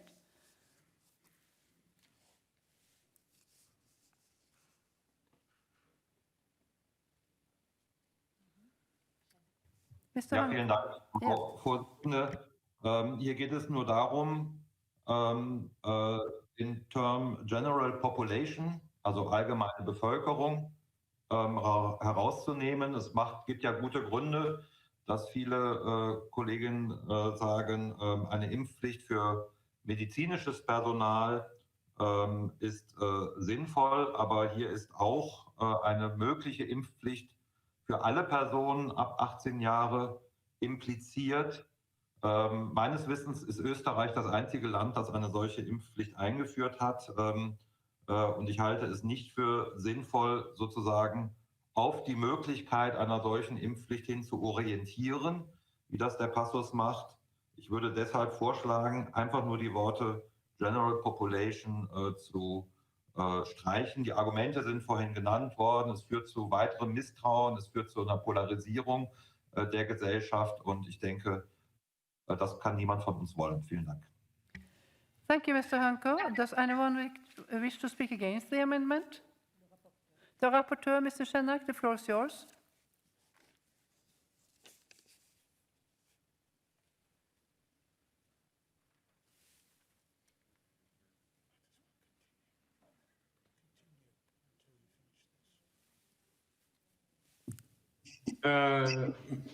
Thank you very much, Madam President.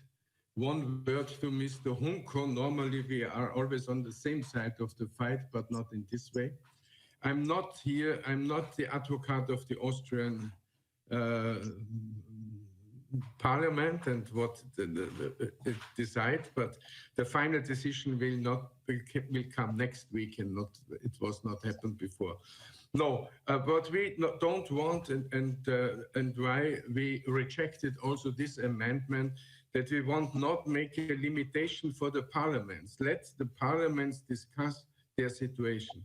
And I remember in the last 300 years, we had different fields of mandatory vaccination, and it was not bad that we did it. So no limitation for parliaments, and please reject also this amendment that I ask you. Thank you. What is the opinion of the committee on the amendment? The committee rejected Amendment 15. The committee rejected Amendment 15, and I shall now put the amendment to the vote, and the vote in the hemicycle and via remote voting is now open.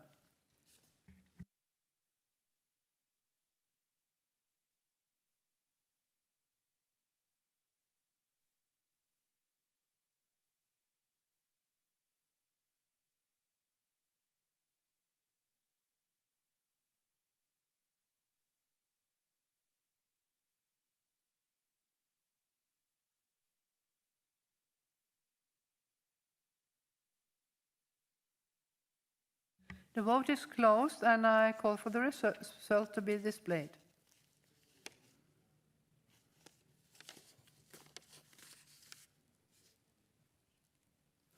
Yes, and then we see that the amendment 15 is rejected. And amendment 16 was rejected by a two-thirds majority, and we go to amendment number 4. And I call Mr. Krugli to support amendment 4, and you have 1 minute, sir.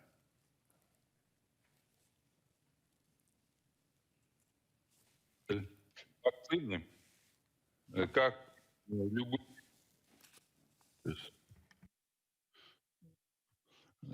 и любые лекарственные препараты, имеют побочные действия и неблагоприятные реакции. В интернете, в социальных сетях, на форумах распространяется большое количество ложной, фейковой информации о тяжелых побочных явлениях после вакцинации, даже летальных исходах. Таким образом, когда достоверная информация о вакцинации отсутствует, либо она публикуется в закрытых источниках и не распространяется, образуется информационный вакуум, который и заполняется ложными данными о последствиях вакцинации. Поэтому крайне важно не только фиксировать каждое побочное явление, осложнение, но и открыто публиковать эти данные. А также очень важным является поддержка людей, столкнувшихся с какими-либо побочными действиями после вакцинации. Я прошу поддержать эту поправку. Спасибо. Thank you, Mr. Krugli. Does anyone wish to speak against the amendment?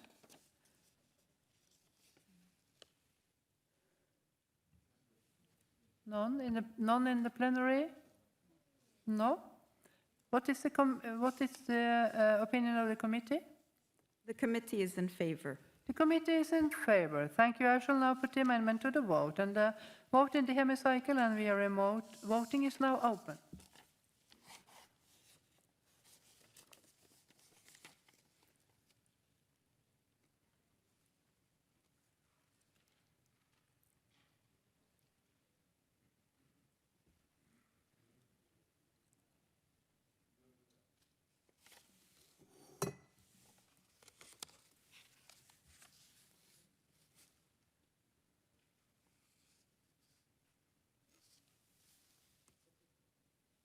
The vote is closed. I call for the result to be displayed.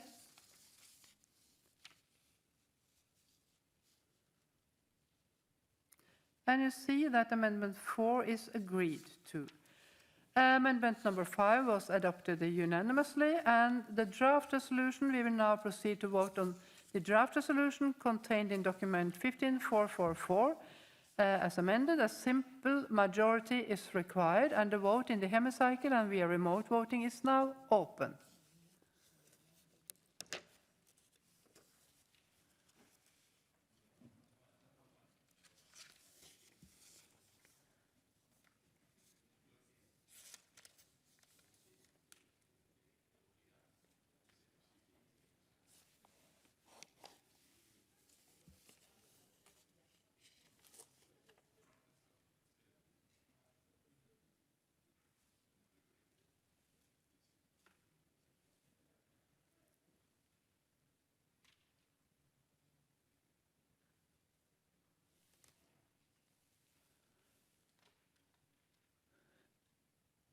And the vote is closed, and I call for the result to be displayed.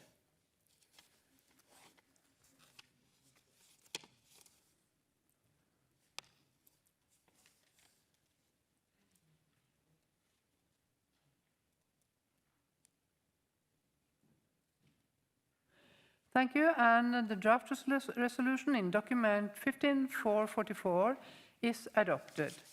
The Committee on Social Affairs, Health and Sustainable Development has also presented a draft recommendation to which no amendment have been tabled. We will now proceed to vote on the draft recommendation as amended, and the vote in the hemicycle and via remote voting is now open.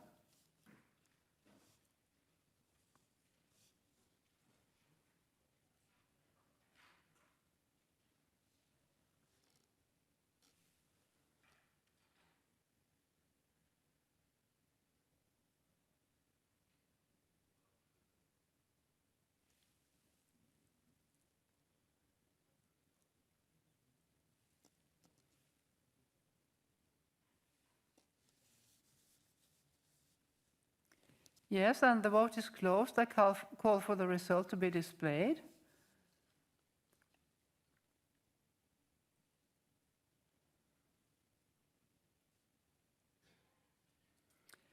And there you see the draft recommendation in document 15444 is adopted, because you also see that it was 2/3 majority required for this draft recommendation. And the next item of business is the debate on the report titled Ending Enforced Disappearance, I think, on the territory of the Council of Europe.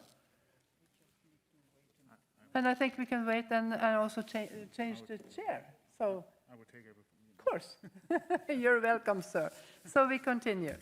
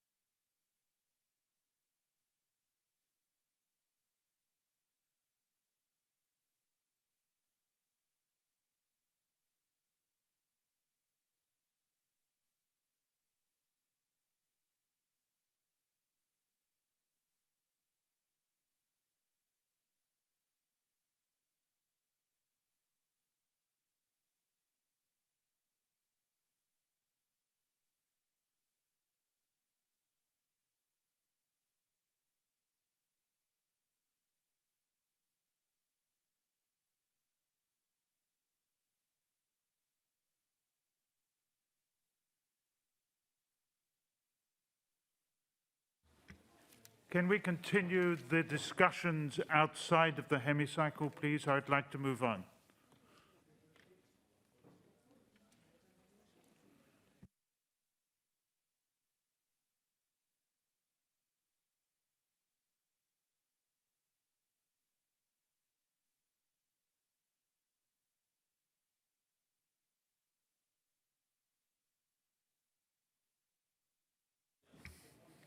Okay, good morning. We now move on to the debate of ending enforced disappearances on the territory of the Council of Europe. And the next item of the business is precisely that debate. And it will be presented by Mr. Andrei Gatala on behalf of the Committee on Legal Affairs and Human Rights. And in order to finish before 12 noon, we must interrupt the list of speakers at about 11:30 to allow time for the replies and the vote.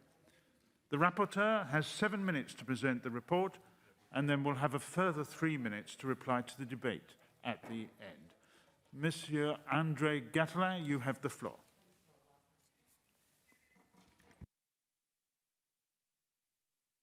Merci, Monsieur le Président. Mes chers collègues, les disparitions forcées restent aujourd'hui une pratique criminelle malheureusement courante dans l'espace géographique couvert par le Conseil de l'Europe. Des milliers de personnes sont toujours portées disparues en Ukraine par suite des conflits armés dans le Donbass et l'occupation russe de la Crimée. En Russie, notamment dans la région du Caucase du Nord, de nombreux cas de disparition forcée n'ont pas fait l'objet d'enquêtes sérieuses à ce jour, malgré les centaines de jugements de la Cour de Strasbourg constatant ces violations. De nombreux cas restent en suspens sur le territoire de l'ex-Yougoslavie depuis les conflits survenus en Croatie, au Kosovo et en Bosnie-Herzégovine. À Chypre, malgré les progrès des dernières années, de nombreux cas restent ouverts depuis la vague de disparitions avant, mais surtout après l'intervention militaire turque en 1974. Je tiens à rappeler aussi ici que les 4 cas de disparition très en vue au Bélarus, examinés par cette même Assemblée en 2004 sur la base du célèbre rapport de notre ancien collègue Christos Pourgoudirides, demeurent toujours impunis. Enfin, l'Assemblée s'est inquiétée dès 2020 de l'augmentation récente des cas de disparition de migrants, notamment de migrants mineurs. Il est impossible ici d'évoquer l'ensemble des cas de disparition forcée sur le territoire du Conseil de l'Europe et je m'en excuse par avance. Je voudrais juste citer le cas très récent qui date de vendredi dernier de la disparition de Madame Zarea Muzeava, kidnappée chez elle dans le nord-ouest de la Russie, une région plutôt calme, par des Tchétchènes en civil, parce qu'elle est la mère d'un avocat célèbre et défenseur des droits de l'homme. Les familles, précisément, des proches et les proches eux-mêmes des personnes disparues vivent dans une incertitude permanente. Celle-ci a évidemment un impact social, juridique et économique très néfaste sur les proches eux-mêmes, ainsi que sur les communautés plus larges auxquelles elles appartiennent. Ceci empêche une réconciliation durable entre les parties au conflit, même quand celui-ci a cessé depuis longtemps. Alors, mes chers collègues, dans le rapport que vous avez en main, j'ai résumé les efforts faits au niveau européen et international pour combattre le fléau des disparitions forcées. Pour ce qui est de l'Europe, la jurisprudence de la Cour de Strasbourg est primordiale, traduite dans les lignes directrices du Comité des ministres. Malheureusement, la mise en œuvre de ces principes, et notamment des jugements pertinents de la Cour, laisse à désirer, faute d'une volonté politique dans certains pays notamment. Je tiens à rappeler que le passage du temps n'est pas une excuse valable pour l'absence d'enquête. L'identification des corps reste possible, même après un long laps de temps, avec les méthodes modernes basées sur l'analyse génétique. Au niveau mondial, la Convention internationale pour la protection de toutes les personnes contre les disparitions forcées est entrée en vigueur en 2010. Cette convention codifie les principes fondamentaux de la lutte contre les disparitions forcées et crée le Comité des disparitions forcées. Celui-ci dispose d'un pouvoir d'injonction dans le cadre de la procédure d'urgence, l'article 30, et peut recevoir des communications de particuliers ou d'un autre État vis-à-vis des États parties qui ont fait une déclaration selon les articles 31 et 32 pour accorder ces pouvoirs au comité. L'entrée en vigueur de cette convention date de 10 ans maintenant, bien que de nombreux États, y compris européens et membres du Conseil de l'Europe, manquent encore à l'appel. Je suis d'accord avec les éminents experts et représentants de la société civile que la commission juridique a auditionné en septembre dernier, qu'il n'y a pas aujourd'hui besoin de réfléchir à un instrument juridique régional spécifique au sein du Conseil de l'Europe. La Convention internationale, de concert avec le groupe de travail contre les disparitions forcées ou involontaires, la Commission internationale pour les personnes disparues, le Comité international de la Croix-Rouge et les mécanismes régionaux tels que le Comité des personnes disparues à Chypre et bien évidemment la jurisprudence de la Cour de Strasbourg constituent d'ores et déjà un cadre institutionnel et normatif bien développé qui permettrait de combattre les disparitions forcées en Europe, à condition, bien évidemment, que les États s'en servent. Plutôt que d'ajouter une nouvelle convention au niveau du Conseil de l'Europe, il faut, à mon avis, renforcer le cadre juridique existant et mieux mettre en œuvre les bonnes pratiques préconisées dans ces instruments partout en Europe. Il faut surtout souligner l'importance du rôle de la société civile dans ce domaine, et notamment le soutien psychosocial vital fourni par les associations de familles de disparus. Celles-ci méritent tout le soutien moral et financier que la communauté internationale peut leur fournir et elles doivent être protégées contre les pressions émanant de certains États. Les États européens doivent faire usage de leur influence au niveau international et donner le bon exemple par la ratification de la Convention internationale contre les disparitions forcées et la mise en œuvre effective dans la législation et la pratique nationale des mesures préventives et répressives prévues dans ces instruments. Le Conseil de l'Europe se doit de soutenir ses États membres dans cette démarche et en coordonnant les effets et en fournissant le soutien technique nécessaire. Aussi, pour donner un nouvel élan à la lutte contre les disparitions forcées, je propose que nous invitions le Conseil de l'Europe à tenir cette année ou l'année prochaine, en 2023, une conférence mondiale sur le sujet. Cela créerait notamment une opportunité pour les États d'annoncer de nouvelles ratifications de la Convention internationale contre les disparitions forcées et d'échanger avec la société civile sur les meilleures pratiques susceptibles d'éradiquer ce fléau. Je vous remercie de votre attention. Thank you very much, Monsieur Gattelin. And now we move to the speakers from the political groups. And firstly, for the Socialists, it's Konstantinos Efstatiou from Cyprus, who I think is online. Thank you. Thank you, Mr. President. Firstly, I would like to thank the rapporteur, Mr. Catalan, for his thorough work on this ongoing vital issue. And we agree with his proposal for the conference, which must be issued as soon as possible.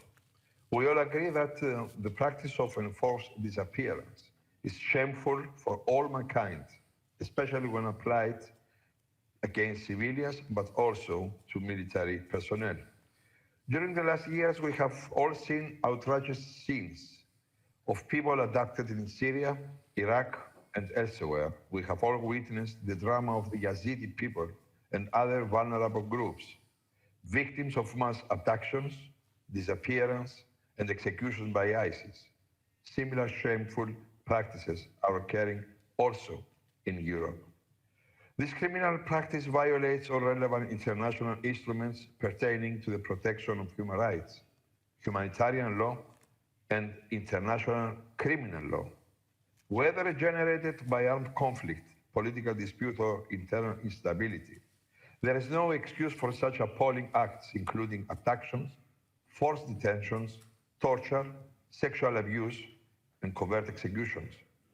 The devastating, long-lasting impacts are not only felt by potential surviving victims, but also by their families, as well as their community and society as a whole. This is especially true in the case of long-term missing persons, as in the case in Cyprus almost half a century ago, where hundreds of people remain missing, reminding us of our failure to prevent these crimes. Even more deplorable are abduction and disappearance cases perpetrated not only by gangs, but also by armed forces or state authorities, which organize, tolerate, or even promote these acts for their own purposes. One of the most important elements of this humanitarian issue is clarifying the circumstances surrounding ongoing cases of missing persons, especially in the aftermath of armed conflict and war, when the ones responsible refuse to acknowledge such crimes and take measures to purposefully conceal the fate and whereabouts of their victims, or even worse, to their victims' remains, as in the case of Cyprus 48 years after the Turkish military intervention in 1974.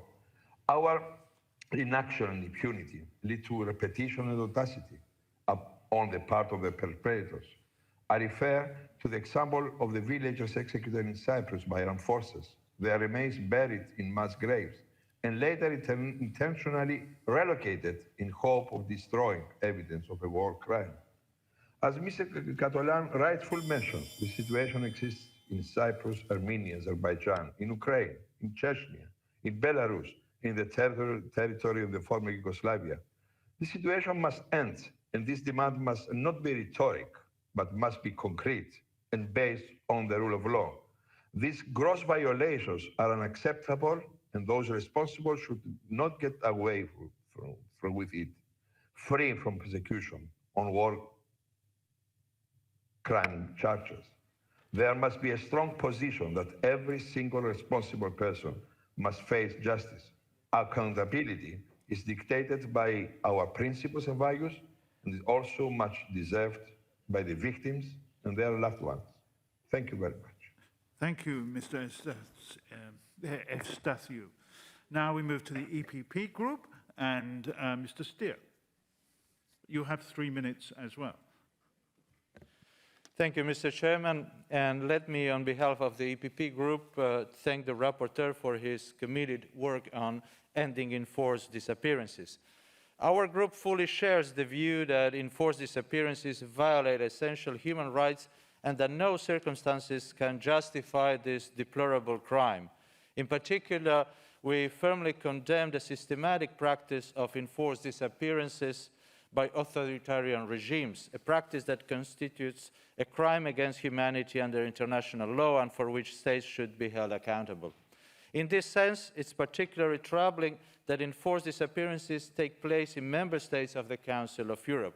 We pay particular attention to the Article 6 of the draft resolution, which states that it has been no serious investigation into enforced disappearances in several states, particularly in the North Caucasus region in the Russian Federation. Therefore, we use this opportunity to renew our call to the relevant authorities to place special emphasis on the implementation of judgments of the European Court of Human Rights, its provisional measures, as well as all individual or general measures required to resolve the cases of enforced disappearances. We also appreciate the rapporteur's inclusion in this draft resolution of the need to support and protect the Association of Families of Missing Persons. Coming from Croatia, where we still have 1,852 missing persons from the independence war, let me stress that clarifying the fate of missing persons should not be hostage of political agendas and disputes, but rather a humanitarian imperative for all. In this sense, we fully support the call to declassify documents and make available all relevant information conducive to locating mass graves in a spirit of cooperation among member states of the Council of Europe. As mentioned in Article 3 of the draft resolution, this is an essential element for lasting reconciliation. Mr. Chairman, in addressing enforced disappearances, we currently count with a wide range of legal instruments and mechanisms, beginning with the International Convention for the Protection of All Persons from Enforced Disappearances. And therefore, we don't need to add a new convention at the level of the Council of Europe, but we certainly need a better implementation of these legal instruments by all member states. As we are witnessing these days renewed tensions, a dangerous escalation that threatens European security, it's timely to approve this resolution and send a clear message to authoritarian regimes that Europe stands for freedom and the respect for human dignity. These principles have guided European Christian democracy from the times of Adenauer, Schuman, and de Gasperi, and continue to guide us today in the European People's Party. On this basis, the EPP supports this report and invite all colleagues in the Assembly to vote for the adoption of the draft resolution on ending enforced disappearances. Thank you. Thank you, Mr. Steer. We now move to the EC and DA group, and it's Mr. Van Pereeren. Thank you, Mr. Chairman. We support strongly the work of the group, because in fact we think that this is so important today. We as the European Democratic Conservatives see in Ukraine a big problem existing. It is being already for many years, but today the tension is enormous. We heard our colleague yesterday telling I'm living 40 kilometers from the border. Each day there are happening things that people disappear and nobody knows where they are. That are not only soldiers but also civilians. It is a type of terror. So it is very important to take attention on this subject. But we also have to focus at the other countries in Europe, in our hemisphere, where also big problems are. We think about Armenia, Azerbaijan. We think about former Yugoslavia.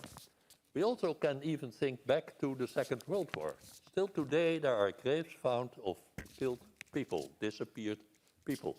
It is so enormous important. That's why we say to all countries to really declassify all the information they have about these subjects. Don't hide them, but keep them available and make them available for the people. That's why we also suggest not only to tell this or to have a title of ending the situation, but also finding the people. It's not only stop, but at least we can work hard to find all the missed people. And also protect the family associations that work on that. We also really should support them and give them strength to really do their good work. And it's mentioned also the migrants. You mentioned as rapporteur. Migrants, it is very important to help those people because like, there are also people missing and on certain and many reasons, but mostly that are criminal or not right reasons. So we should support them. They have been flown from difficult situations. And I want to add, Mr. Chairman, to this also the situation of the missing persons, and it's not missing but killed persons in the MH17 flight in Ukraine. It's not direct this, but it is also for those people, the people that left over, the parents and all the families, that they know what is behind, who did it. So that's also the next step. Yesterday, they were here in the Court on Human Rights, and they also said it is for us so important that we know who did it. So, concluding, we think it is very, very important, this work, and we think that ending and finding the people, we concentrate also on that, and that we really will make happening. Thank you very much, Mr. Chairman. Thank you very much indeed. And now we move to the ALDE group and Nicole Tries. You too have 3 minutes. Merci, Monsieur le Président, Monsieur le rapporteur, mes chers collègues. Le groupe ALDE considère que notre assemblée s'honore d'évoquer aujourd'hui, grâce à l'engagement de notre rapporteur qui s'est beaucoup investi sur ce sujet-là, la douloureuse question des disparitions forcées. Malheureusement, celle-ci n'épargne pas l'Europe. Plusieurs dizaines de milliers de personnes ont ainsi disparu sans explication pour leurs proches, en raison de conflits ouverts ou latents dans le Caucase, les Balkans, l'Ukraine, à Chypre notamment, ou en raison de leur opposition au pouvoir en place, comme en Russie ou en Turquie. À ces caractéristiques s'ajoutent de nouvelles tendances inquiétantes. Ces dernières années, certains réfugiés politiques ont tout simplement été enlevés dans les pays qui les avaient accueillis, sans compter les mineurs et migrants isolés qui disparaissent, victimes de réseaux de traite d'êtres humains, d'exploitation sexuelle ou de trafic d'organes. Comme le souligne fort justement notre rapporteur, ces phénomènes attentatoires aux droits humains les plus élémentaires visent le plus souvent à éliminer des voix critiques ou à faire peur à des communautés, voire des populations entières. Principal instrument juridique contre ce fléau, la Convention internationale pour la protection de toutes les personnes contre les disparitions forcées, la CED, définit le crime de disparition forcée, interdit toute détention secrète et garantit le droit des familles à savoir la vérité. Au groupe ALDE, nous regrettons que 26 États membres du Conseil de l'Europe n'aient pas encore ratifié ce traité. Plutôt que s'engager en faveur de la rédaction d'un texte propre à notre organisation, je trouve que la Commission des questions juridiques a raison lorsqu'elle suggère de promouvoir les signatures et les ratifications du traité international existant qui est déjà, lui, fort complet. La création d'un groupe des amis européens de la CED, encourageant l'Europe à donner l'exemple, serait à cet égard bienvenue. D'ores et déjà, le Comité de prévention de la torture et des traitements inhumains et dégradants, plus connu sous l'acronyme CPT, constitue un instrument très efficace du Conseil de l'Europe en la matière. Et je rappelle que la Cour européenne des droits de l'homme, qui siège ici à Strasbourg, a développé elle aussi une jurisprudence importante sur ce sujet. En fait, le principal problème réside dans l'exécution de ces arrêts qu'un petit nombre d'États membres, qui sont plus particulièrement concernés, refusent d'appliquer. De manière plus générale, l'ensemble des propositions formulées par notre collègue André Gattolin recueille notre plein et entier soutien. Le groupe ALDE le rejoint notamment sur la nécessité de donner une meilleure visibilité au sein de notre organisation à la Journée internationale des victimes de disparitions forcées le 30 août. Ce travail me semble utile et il aura une portée significative.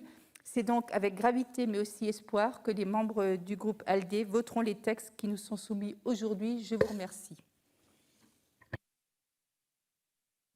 Thank you very much indeed. And now we move to the last of our political speakers for the UEL, Madam Uka from Turkey.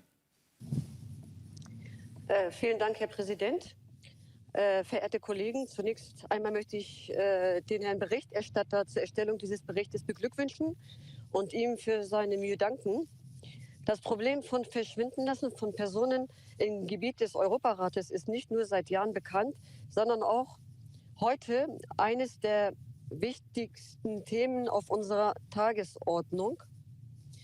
Es ist nicht nur seit Jahren bekannt, sondern auch heute eines der wichtigsten Probleme. Und Menschenrechtsverletzungen, Menschen, insbesondere Frauen und Kinder, die aufgrund von Kriegen die Flüchtlingsrouten einschlagen, gehen in vielen Ländern, auch in europäischen Ländern, in Menschenhandelsnetzwerken verloren. Verschwinden lassen gibt es nicht nur im Krieg, sondern auch unter staatlicher Verantwortung, also auch in Gewahrsam. Bürgerkriege sind auch wichtige Faktoren für das Verschwindenlassen von Personen. Beispielsweise wurden im spanischen Bürgerkrieg bis in den 90er Jahren Hunderte von Kindern entführt. Und da es kein Gesetz in Bezug auf diese Verschwinden gibt, wird kein effektives Ermittlungs- und Gerichtsverfahren durchgeführt. Das Versäumnis dieser Verbrechen zu untersuchen, macht die spanische Regierung direkt verantwortlich. Bedauerlicherweise werden in vielen Mitgliedsländern des Europarates Ermittlungen im Zusammenhang mit dem Verschwindenlassen nicht effektiv durchgeführt. Und die Angehörigen des Verschwundenen sind staatlichen Druck ausgesetzt. Die Staaten sehen und ignorieren alle Lösungen. Wenn die Lösung so geschehen wird, werden die Türen für neue Rechtsverletzungen geöffnet. Ein weiteres Thema sind die in Gewahrsam verschwundenen Menschen. Tausende von Menschen verschwunden unter der Verantwortung des Staates in den 90er Jahren in der Türkei.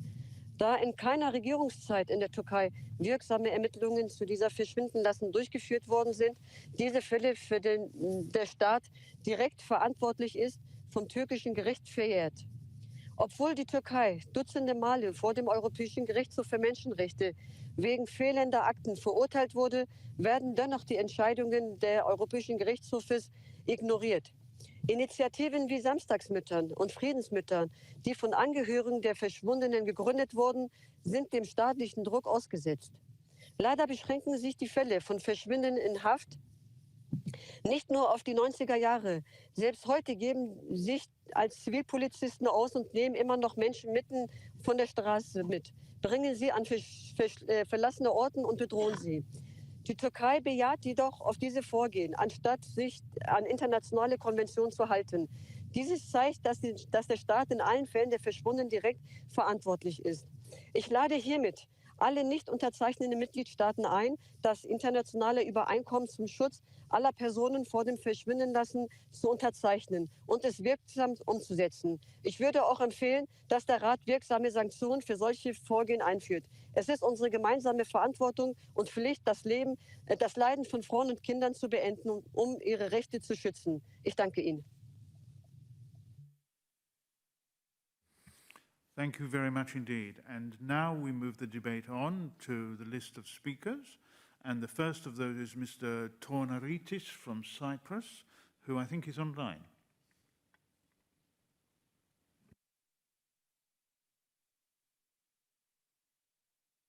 Listening?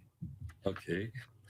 Dear colleagues, I should like to thank Mr. Katolan for this important report and the opportunity provided to debate on this very sensitive issue that is unfortunately a global phenomenon. Numerous rights are violated by the practice of disappearance, which constitutes a particularly heinous violation of basic human rights and a criminal act in itself. Arrests, detentions, and abductions with direct or indirect government consent fall under this category. What makes it even more disgraceful is that the most often that not involved parties refuse to disclose information on the fate of whereabouts of the persons concerned or refuse to acknowledge the deprivation of their liberty, thus placing the victims outside the protection of the law. In Cyprus, we have a very bitter experience of missing persons. There is nothing more paralyzing and unsettling in battling emotions of family members hoping, wondering, and waiting for years on end on the fate of their loved ones. There is nothing more shocking in assisting the funeral of a missing person whose remains have finally been identified and returned after so many years. The fate of missing people in Cyprus is a tragic reality that has greatly harmed Cypriot society as a whole. The insecurity generated by this practice has undermined efforts at reconciliation and reunification, despite the very brave efforts and progress achieved by the Committee of Missing Persons in Cyprus civil society. Taking this opportunity, I wish to pay tribute to their work and thank member states of the Council of Europe for their continuous financial support. The relevant international legal framework is robust. We must make sure that it is fully implemented and end impunity for enforced disappearances wherever they are occurring and in all circumstances. Thank you very much. Thank you. And now we move to Mr. Jafarov from Azerbaijan. Thank you. Sorry, okay. 3,890. This may sound like a number, but the uncertainty in which the families and the relatives of those 3,890 Azerbaijani missing persons from the First Karabakh War had a harmful psychological, social, legal, and economic impact on both the relatives and the wider communities to which they belong. By this, Armenia violated Articles 2, 3, 5, and 13 of the European Convention on Human Rights with regard to the disappearance of the 3,890 missing Azerbaijanis and the failure properly to account for them and to conduct investigation compliant with the requirements of the Convention. A clear list of the missing persons has been submitted to Armenia through International Committee of Red Cross and regularly updated. And Armenia can be in no doubt as to identify those claimed to be missing. It's to be presumed that those missing persons about whom nothing has been heard have died in circumstances which involve breach by Armenia of the right to life under the Article 2 of the Convention. Armenia is also in violation of Article 3 of the Convention insofar as the additional suffering imposed upon the relatives of the missing person is concerned due to the unhelpful and obstructive attitude it has adopted in this matter. One of the most serious crimes against humanity was committed in Khojaly town of Azerbaijan. Among the 613 residents of the Khojaly killed by a military force of Armenia, 63 were minors and 106 were women. And currently 196 Khojaly residents are missing. In the course of the Second Karabakh War, Armenia violated Article 2 of the Convention by killing the prisoners of the war and persons hors de combat, which is the gross violation of the international humanitarian law. And there is a shocking evidence of Armenian agents brutally murdering the Azerbaijani soldiers who were no longer able to fight. Further, Armenian forces have mutilated the corpse of deceased Azerbaijani soldiers. And there is evidence of the corpse have been burned and the body parts have been removed. And Armenia also failed to properly investigate these killings.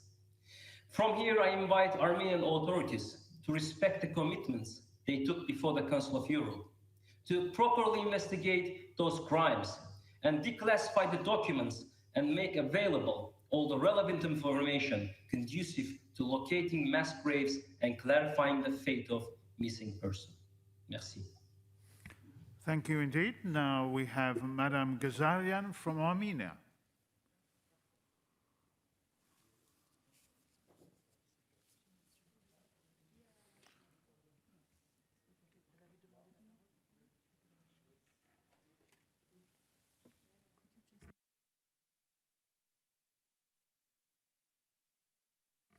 Madam Ghazarian, can you request the floor, please? Can you hear me? Hello, can you hear me? Honorable Chair, dear colleagues, my daughter was born last year during world pandemic and 44-day Nagorno-Karabakh war. To be sincere, I would never believe this is a situation I would ever be in. My daughter is already 1 year old, and it is a year since trilateral declaration between Armenia, Azerbaijan, and Russia has been signed. But our Armenian brothers are still illegally kept in Azerbaijan, prisoners of war. It is a year, but situation is far from being normal. I have once more to cite the resolution adopted here at the Parliamentarian Assembly of the Council of Europe. Dear colleagues, the resolution adopted by us named humanitarian consequences of Nagorno-Karabakh conflict, where the rapporteur clearly stated about the cases of 31 individuals held captive. The rapporteur has been shown videos, photos, and information on the place and circumstances of their capture and identities. 31 cases of enforced disappearance, 31 cases of my brothers being illegally kept in Azerbaijan. This is information also available to the European Court of Human Rights. I truly believe that the Council of Europe as an institution and member states do their best for human rights and would continuously work to bring our brothers back to Armenia. Prisoners of war are not matter of trade, as some would advise to Mr. Aliyev. My brothers are human beings whose rights are being constantly violated. Thank you. Thank you. And now we move to Mr. Yildiz. You have 3 minutes. Thank you, Mr. Chair, dear colleagues. Ending enforced disappearances in the Council of Europe territory is of critical importance for member states and parliamentarians alike. In that context, I would like to underline that the fate of missing persons in Cyprus cannot be taken up in a vacuum, nor can it be addressed without considering the historical circumstances that led to this tragedy. It is important to refrain from politicizing this issue. Indeed, there are, in fact, a considerable number of Turkish Cypriots who have gone missing during the period between 1963 to 1964, and whose whereabouts are still unknown today. It should be underlined that the majority of the Turkish Cypriot missing persons since 1963 have proven to be civilians, whereas the majority of the Greek Cypriot missing persons have been military personnel. In this understanding, Turkey, as a guarantor in the island, has given support to the work of the Committee on Missing Persons in Cyprus from its inception in 1981 and will continue to do so. As PACE, we should also encourage the continuation of efforts of this committee. Dear colleagues, after touching the issue on Cyprus, I want to underline also that I wish that the report could handle the missing persons issue in Bosnia-Herzegovina in a longer way. I served there. The issue there is still painful, and the perpetrators are there. They know where they put the victims' bodies, but they don't inform about the places of mass graves. I wish in the coming meetings, coming reports, this issue should be dealt in a better way. Thank you very much. Thank you, Mr. Yildiz. Now we move to Monsieur François Calvet from France, who is online. Oui, Monsieur le Président, mes chers collègues, je tiens tout d'abord à féliciter notre collègue André Gattolin pour cet excellent rapport qui rappelle combien la pratique des disparitions forcées reste courante sur le territoire des États membres du Conseil de l'Europe. Je regrette que les États membres de notre organisation n'accordent pas plus d'importance à ce problème.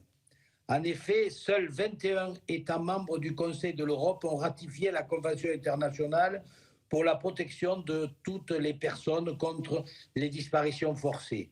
À défaut, j'appelle les États membres qui ne l'ont pas encore fait à appliquer les articles 31 et 32 de cette Convention qui consacrent la compétence du Comité des disparitions forcées pour les communications individuelles et interétatiques.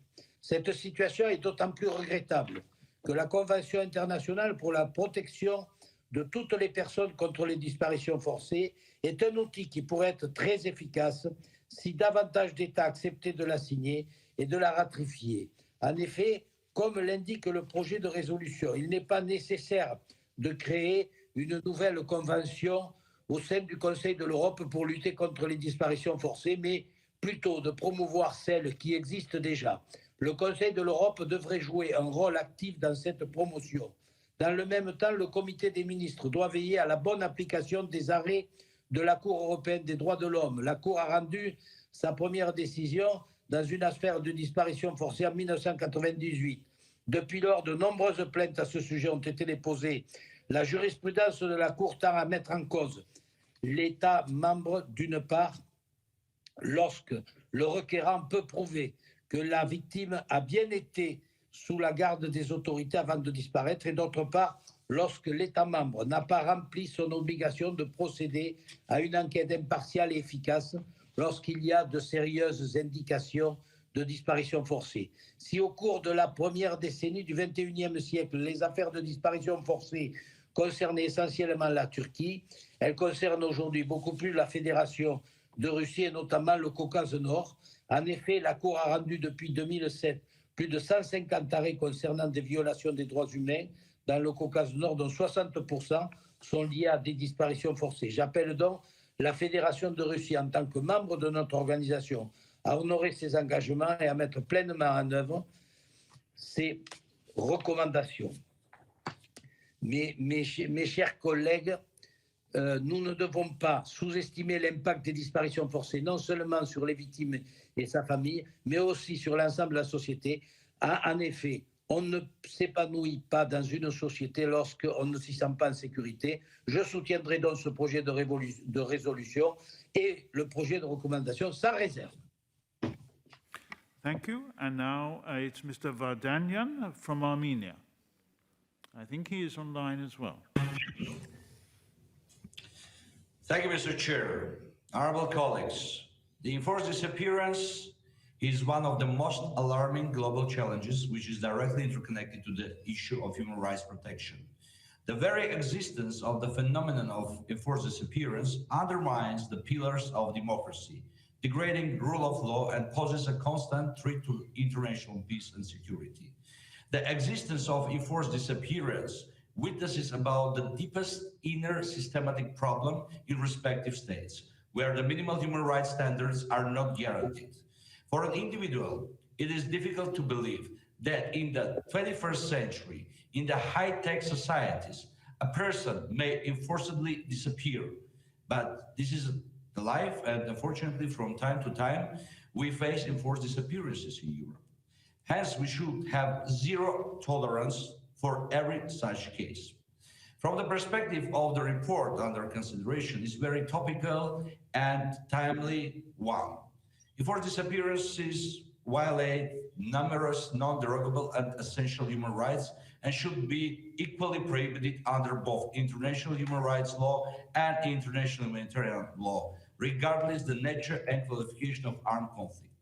It's quite important that by this resolution we reaffirm the widespread and systematic practice of enforced disappearance constitutes crimes against humanity under general international law.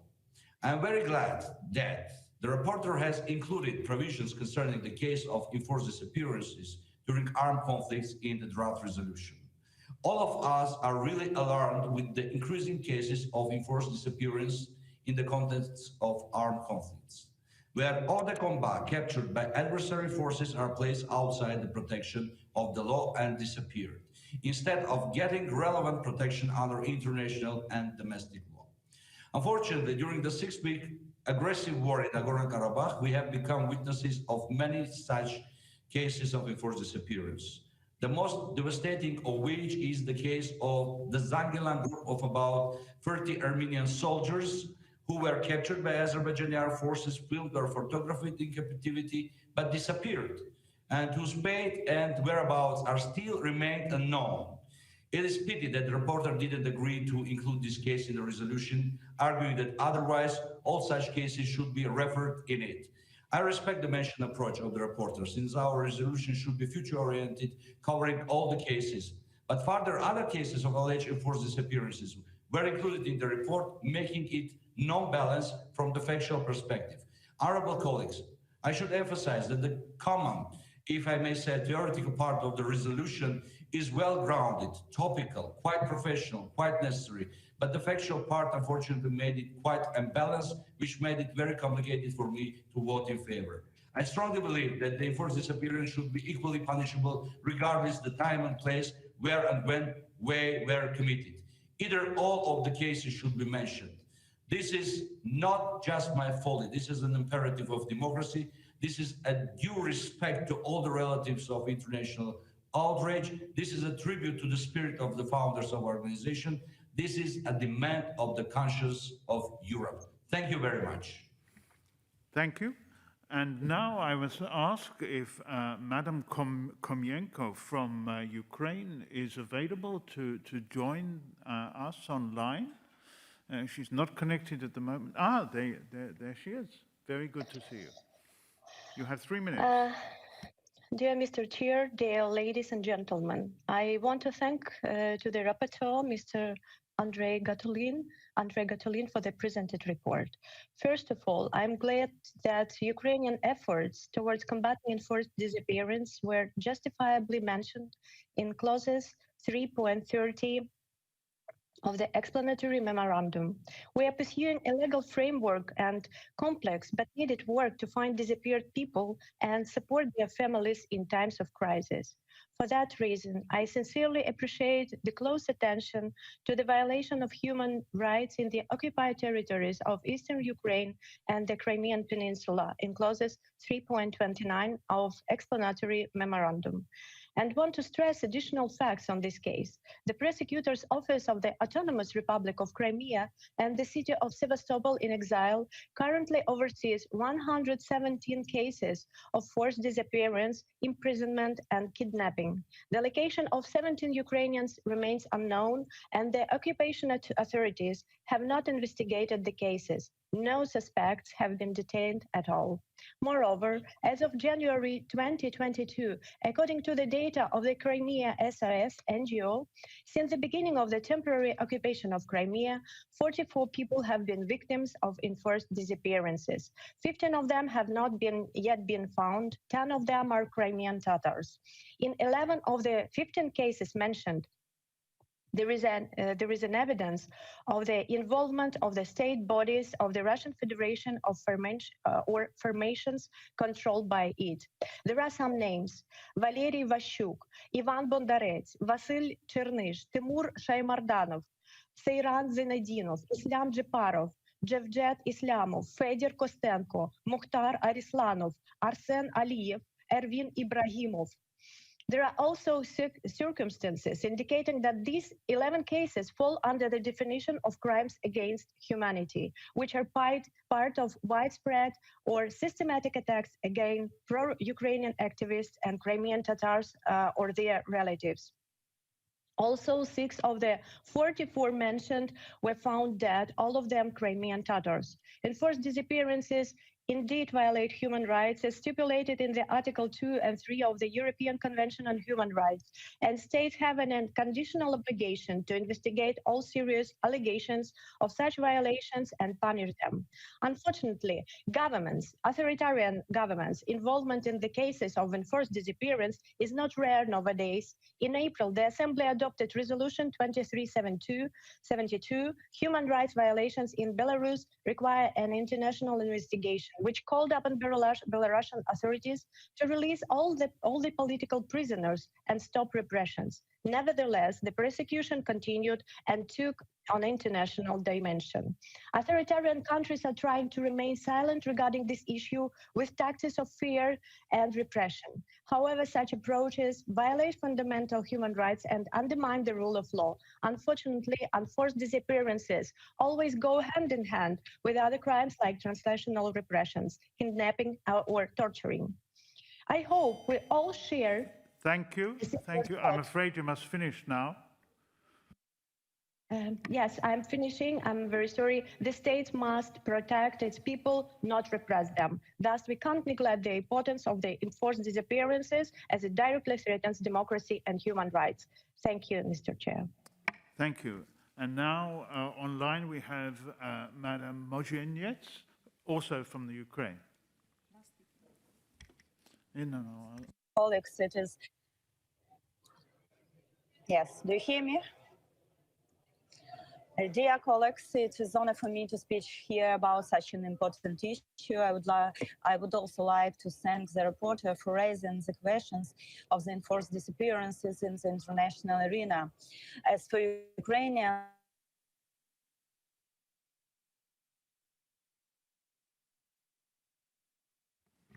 We have lost you. You have frozen. Can you redial?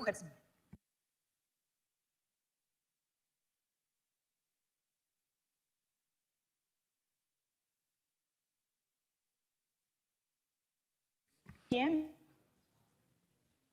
I'm afraid that we will have to leave this speaker.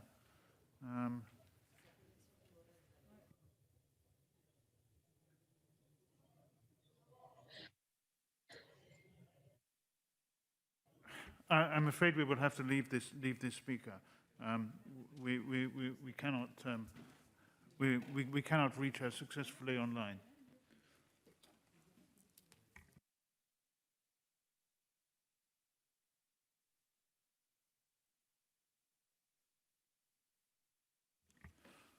So let us move on to Mr. Yulhakian from Armenia, who I'm afraid will be the last speaker in this debate. Mr. Yulhakian, are you online?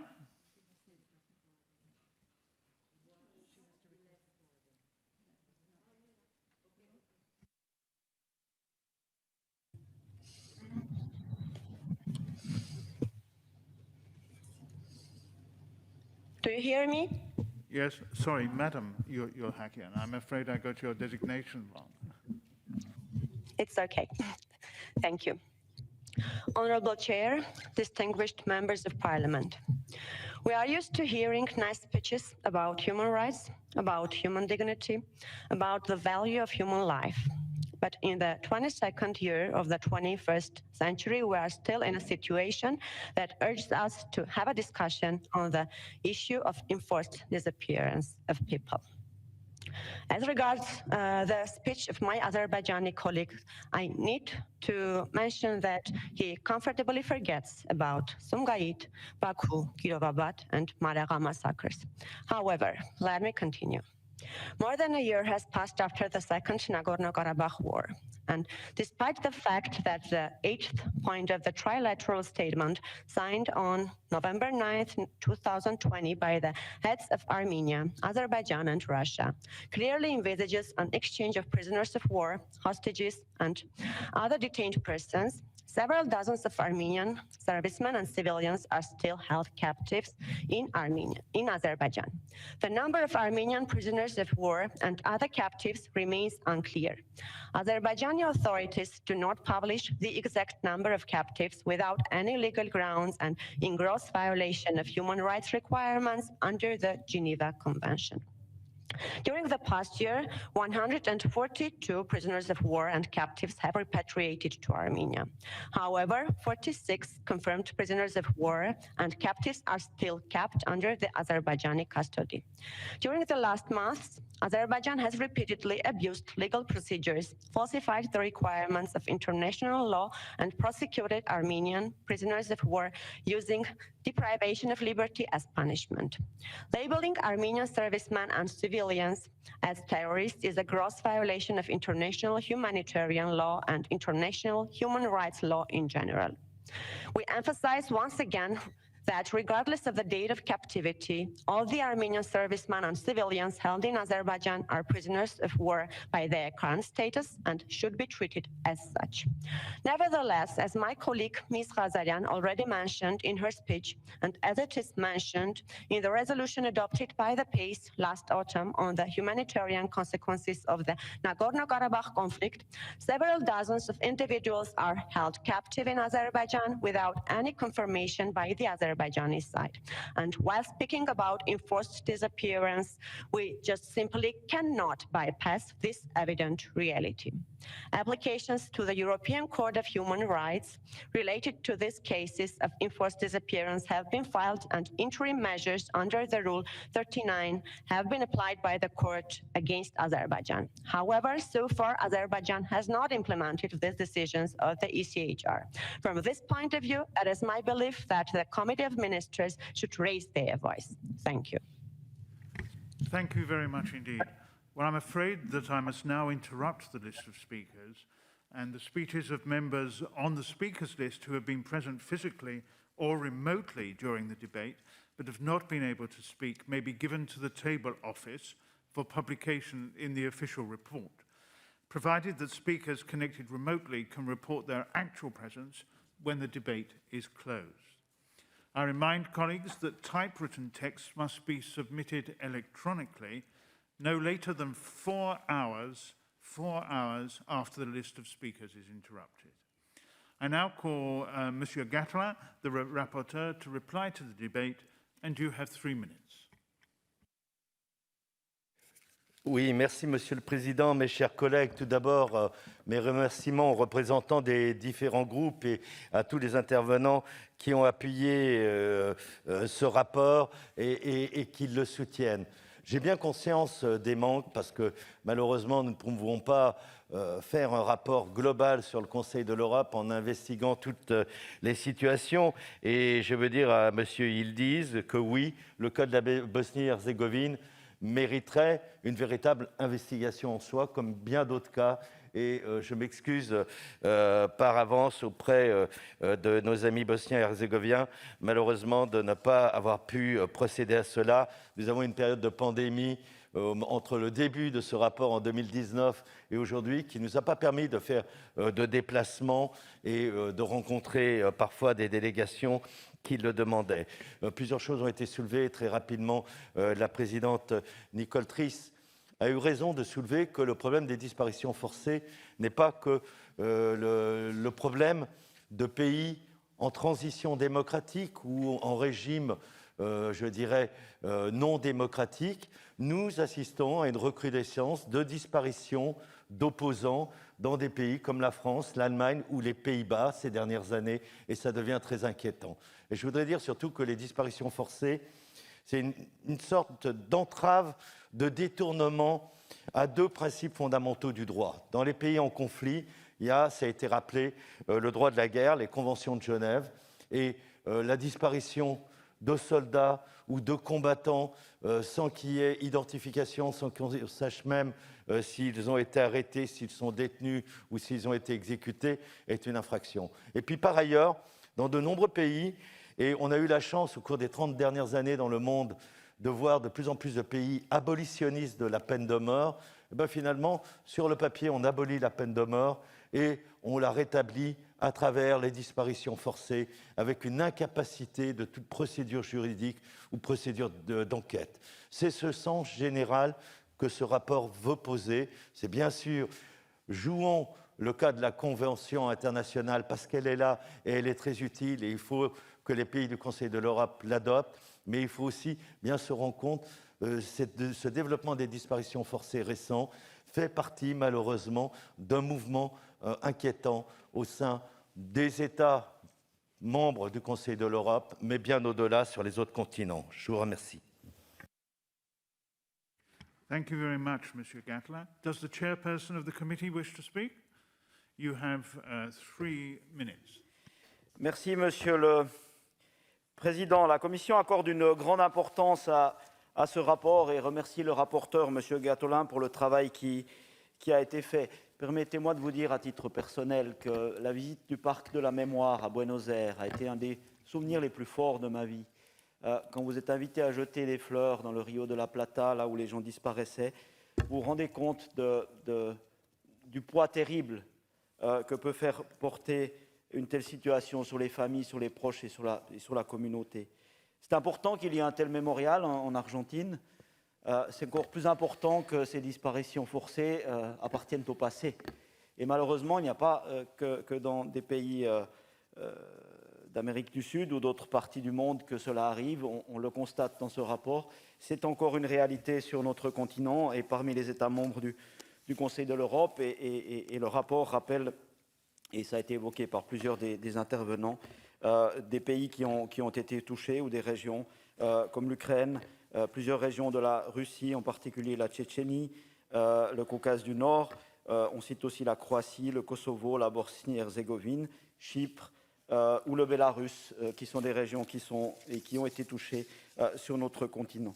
Et de nombreuses règles existantes du droit international humanitaire et du droit international des droits de l'homme réglementent déjà cette question, et le rapporteur a raison de rappeler qu'il ne s'agit pas forcément d'en développer des nouvelles, mais qu'il faut appliquer celles qui existent. Et donc, il est pertinent d'inviter tous les États membres du Conseil de l'Europe à ratifier la Convention sur la protection contre les disparitions, et ensuite à l'appliquer, à soutenir la société civile, à avoir des efforts de formation et de développer des bonnes pratiques.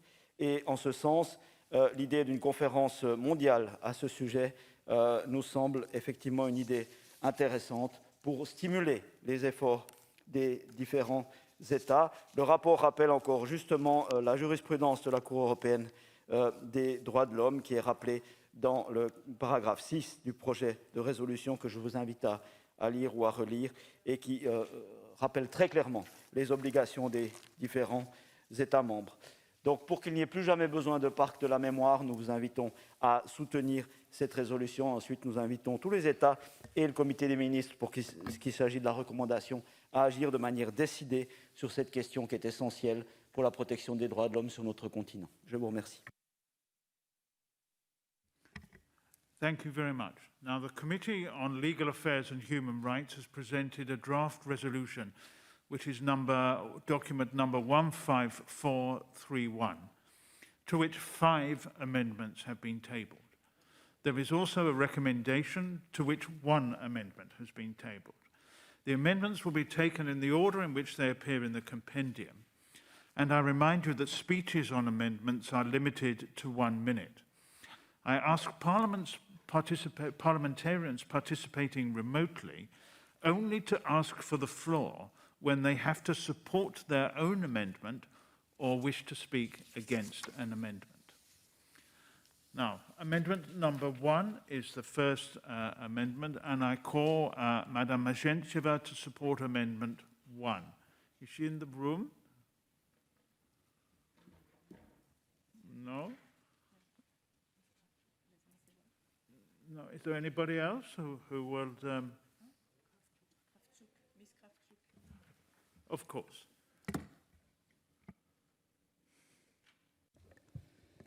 Yes, thank you, Mr. President. So this amendment is adding a few more resolutions just to have the whole picture on this topic. Thank you very much.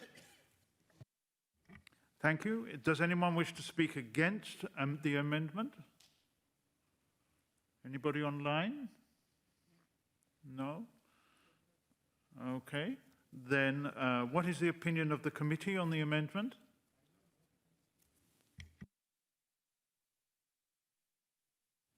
Sorry, Mr. President, I thought you should give first the word to the rapporteur. La commission a soutenu cet amendement par une très large majorité. I shall now put the amendment to the vote. The vote in the hemicycle and via remote voting is now open.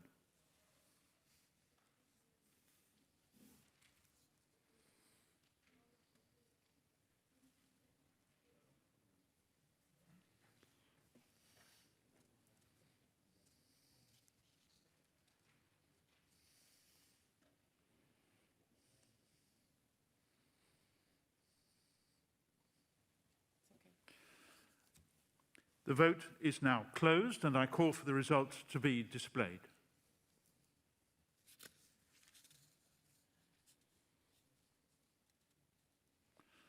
The amendment is agreed to. Amendment number 2, Mrs. Mazhentseva was down to support this. I give the floor to you. And I will support all other amendments till the end. Thank you. So this amendment adding a very important sentence, and this sentence expresses deep concern over the unclear fate and whereabouts of the victims of enforced disappearances in the territory of the Russian Federation and territories under Russia's de facto control. And it's about 400 people. So we're drawing attention to their missing. Thank you. Thank you. Does anyone wish to speak against this amendment? Is there anybody online? Mr. Kuciak? Mr. Kuciak is online. Господин председатель. You have the floor. Да, спасибо. Господин председатель, я категорически против этой поправки, потому что она основана на ложных утверждениях и злонамеренно от начала до конца. Мы все-таки должны быть серьезной организацией, которая работает на проверенной, достоверной и порядочной информации. Спасибо.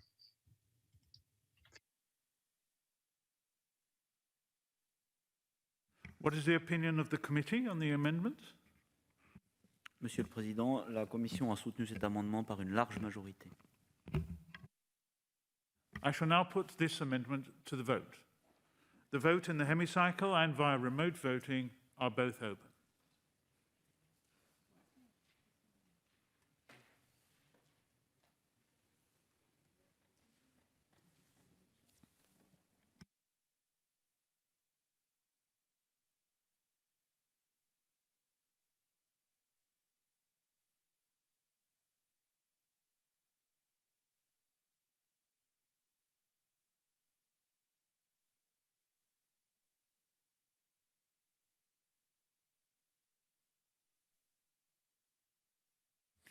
The vote is now closed. I call for the result to be displayed.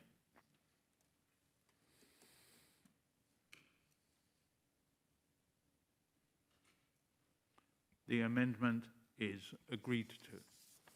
Amendment number 3. I call upon our colleague to begin to speak on this. You have 1 minute. Thank you, Mr. President. This amendment gives just a clarification of the paragraph. Thank you.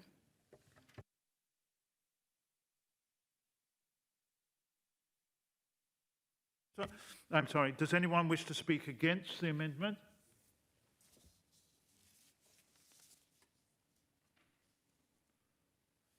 Anybody online?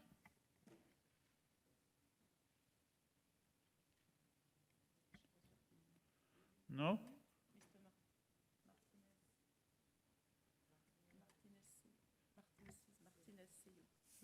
There is somebody online. Can we give the floor to him?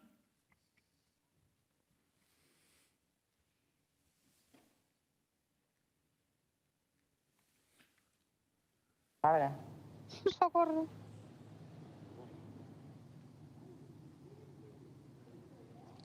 Mr. Martinez, you have 1 minute. Sorry, I reject talking. It was just a mistake. So Okay, thank you very much indeed. What is the opinion of the committee on this? La Commission a soutenu cet amendement à une très large majorité, Monsieur le Président. I shall now put this amendment also to the vote. The vote in the hemicycle and via remote voting is now open.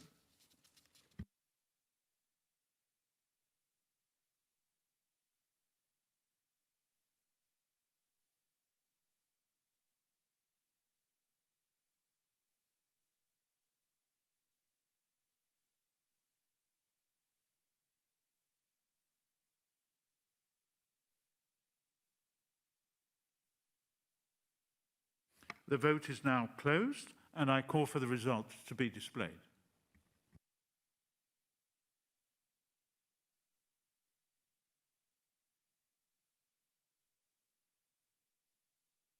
Amendment 3 is agreed to. We move on to Amendment 4. Madam?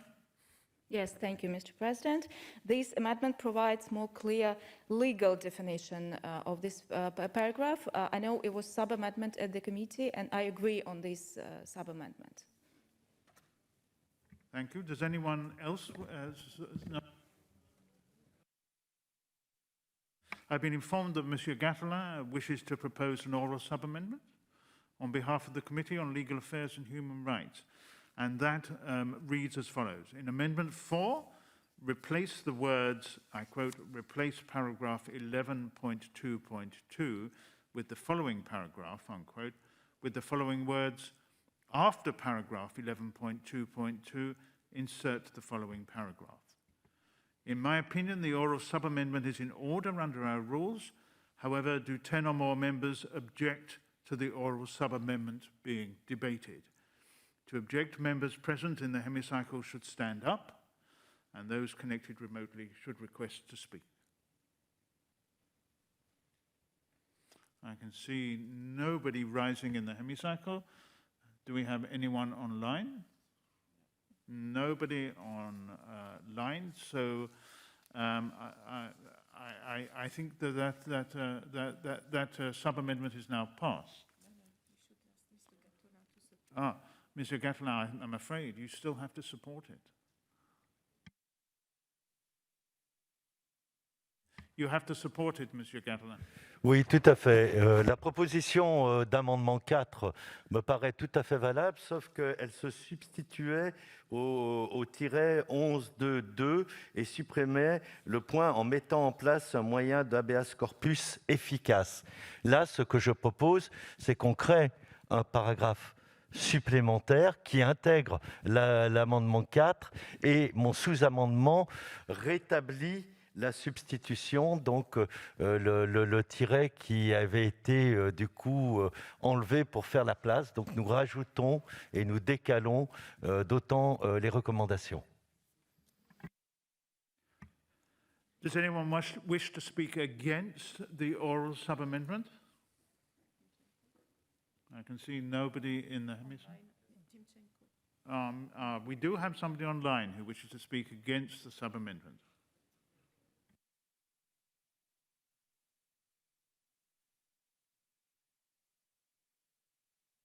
No, that person has disappeared. So, what is the opinion of the mover of the main amendment? As I mentioned before, I agree with the sub-amendment. And the committee is obviously in favour? Yes? Yes? Well, thank you. I will now put the oral sub-amendment to the vote. The vote in the hemicycle and via remote voting is now open.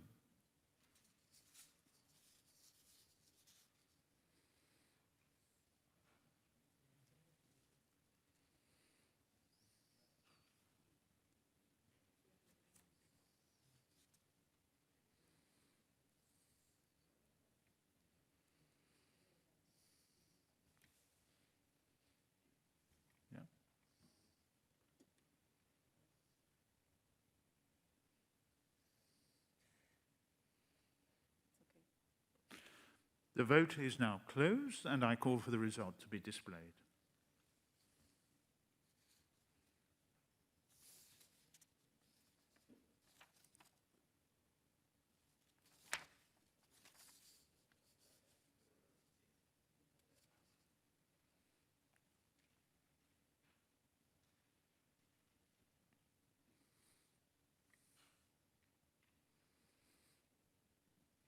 And that oral sub-amendment is agreed to.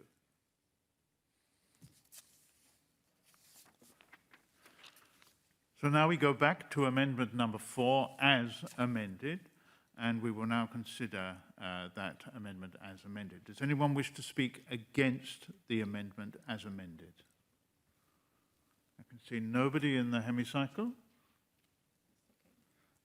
So what is the opinion of the Committee on Legal Affairs? Soutenu par une très large majorité, Monsieur le Président de séance. Okay. I shall now put the amendment as amended to the vote. The vote in the hemicycle and via remote voting are both now open.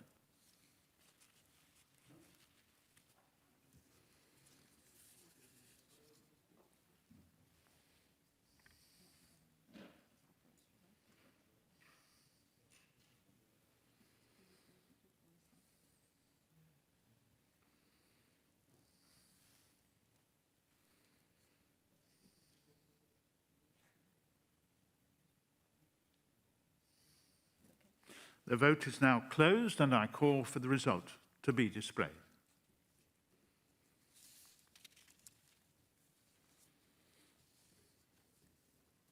And that amendment, as amended, is agreed to.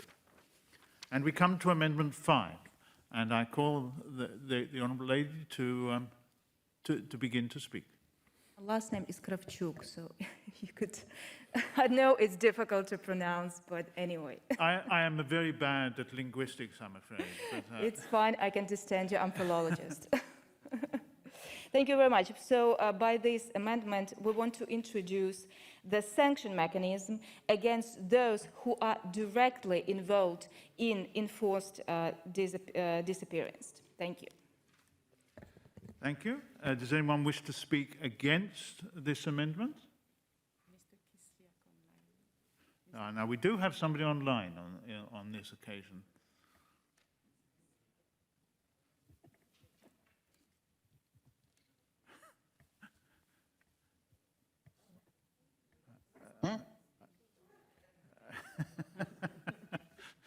Sir, you have the floor. Кто? You are speaking against the amendment that has just been raised. No, he's disappeared. Is he coming back? Yes. He's coming back. Спасибо, господин председатель. Я хочу сказать, что я не просил слова, но это не значит, что я не против этой поправки, как многих других, которые сейчас выдвигаются нашими украинскими коллегами. Спасибо. Okay, so what is the opinion of the committee on this amendment? Elle a soutenu cet amendement à une très large majorité, Monsieur le Président de séance. I shall now put the amendment to the vote. The vote in the hemicycle and via remote voting are now open.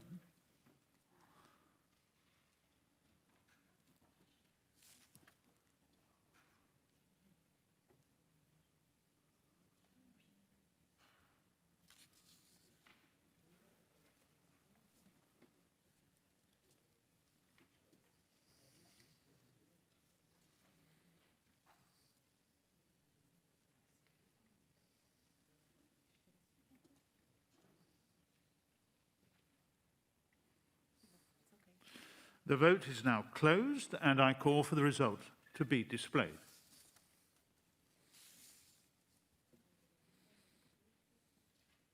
And that amendment, amendment number 5, is agreed to. We now come to the draft resolution, which is required for a simple majority only is required. And we will now proceed to vote on the draft resolution contained in document 15431 as amended. The vote in the hemicycle and via remote voting are now open.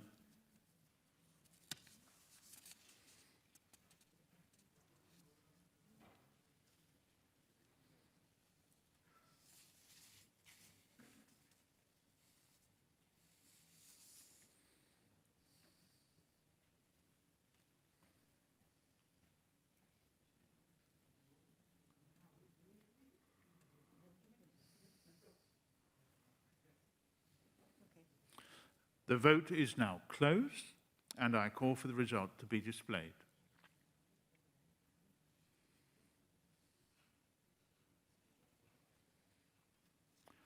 And the draft resolution in document 15430 as amended is adopted. The Committee on Legal Affairs and Human Rights have also presented a draft recommendation which is document 15431, to which one amendment has been tabled. Madam, would you care to introduce this amendment? The same amendment as previous one that was adopted by the Assembly, and it gives a proposal as in a resolution to introduce sanctions to those who are directly involved in enforced disappearances. Thank you. Does anyone wish to speak against the amendment? There's nobody in the hemicycle and nobody online. Okay, what is the opinion of the committee? Monsieur le Président, c'est effectivement le même amendement que l'amendement 5, et donc la Commission l'a également soutenu à une très large majorité, comme il l'avait fait pour l'amendement numéro 5. I shall now put the amendment to the vote. The vote in the hemicycle and via remote voting are now open.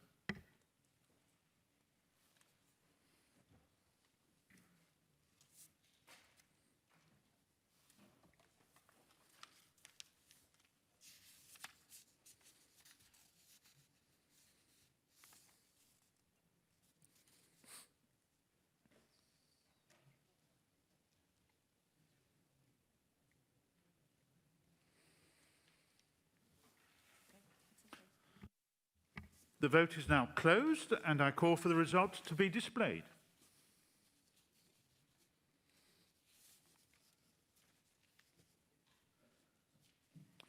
And amendment number 6 is agreed to. We will now proceed to vote on the draft recommendation as amended. A two-thirds majority is required, and only affirmative and negative votes will count in calculating that. The vote in the hemicycle and via remote voting is now open.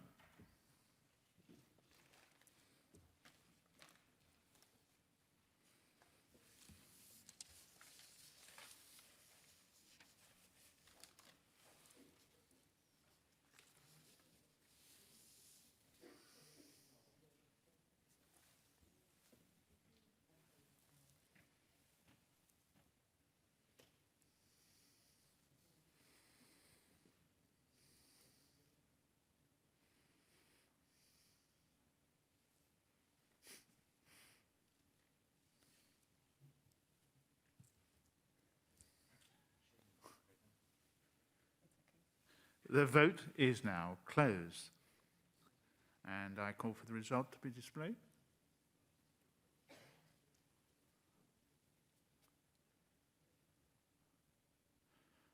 The draft recommendation in document 15431 as amended is adopted. Thank you very much indeed for that debate. And I think the President is on his way back, but please continue around. I now hand back to the President. Thank you. Thank you, John, for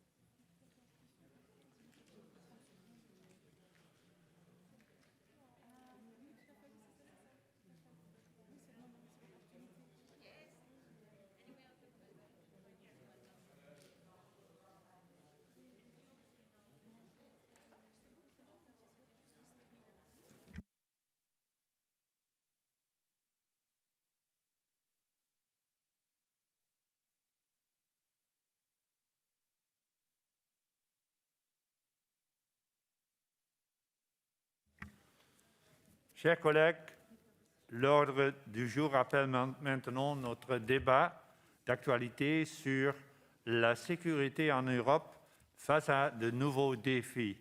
Quel rôle pour le Conseil de l'Europe? Ce débat sera ouvert par l'orateur désigné par le bureau, M. Zolt Nemet. Le temps de parole de chaque intervenant est fixé à 3 minutes, à l'exception du premier orateur désigné par le bureau qui dispose de 7 minutes. La parole est à M. Zolt Nemet, premier orateur désigné par le bureau. Zolt, vous avez la parole.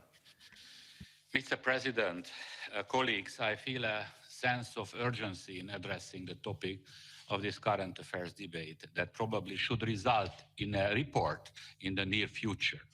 Europe has reached an extremely challenging tipping point. At different moments of their history, Council of Europe member states decided to join this common European home because they believed in a Europe without dividing lines. They cherished the same values and accepted to be bound by the same obligations. And yet, tensions between member states are rising.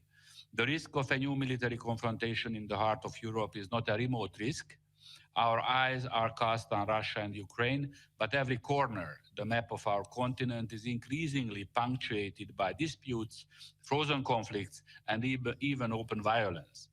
Aggressive rhetoric is back, and so are threats, and sometimes even the use of force in blatant disregard of international norms. Conflicting geopolitical ambitions are tearing apart our acquis, the peace and the stability which we have been built since the Second World War and the end of the Cold War, also thanks to the existence and work of the Council of Europe. In our neighborhood, the situation is no better. Whether in Central Asia or in the Middle East or North Africa region, destabilization is widespread. In the past decade, the world has changed at an incredibly rapid speed, and new security threats have emerged in addition to traditional ones.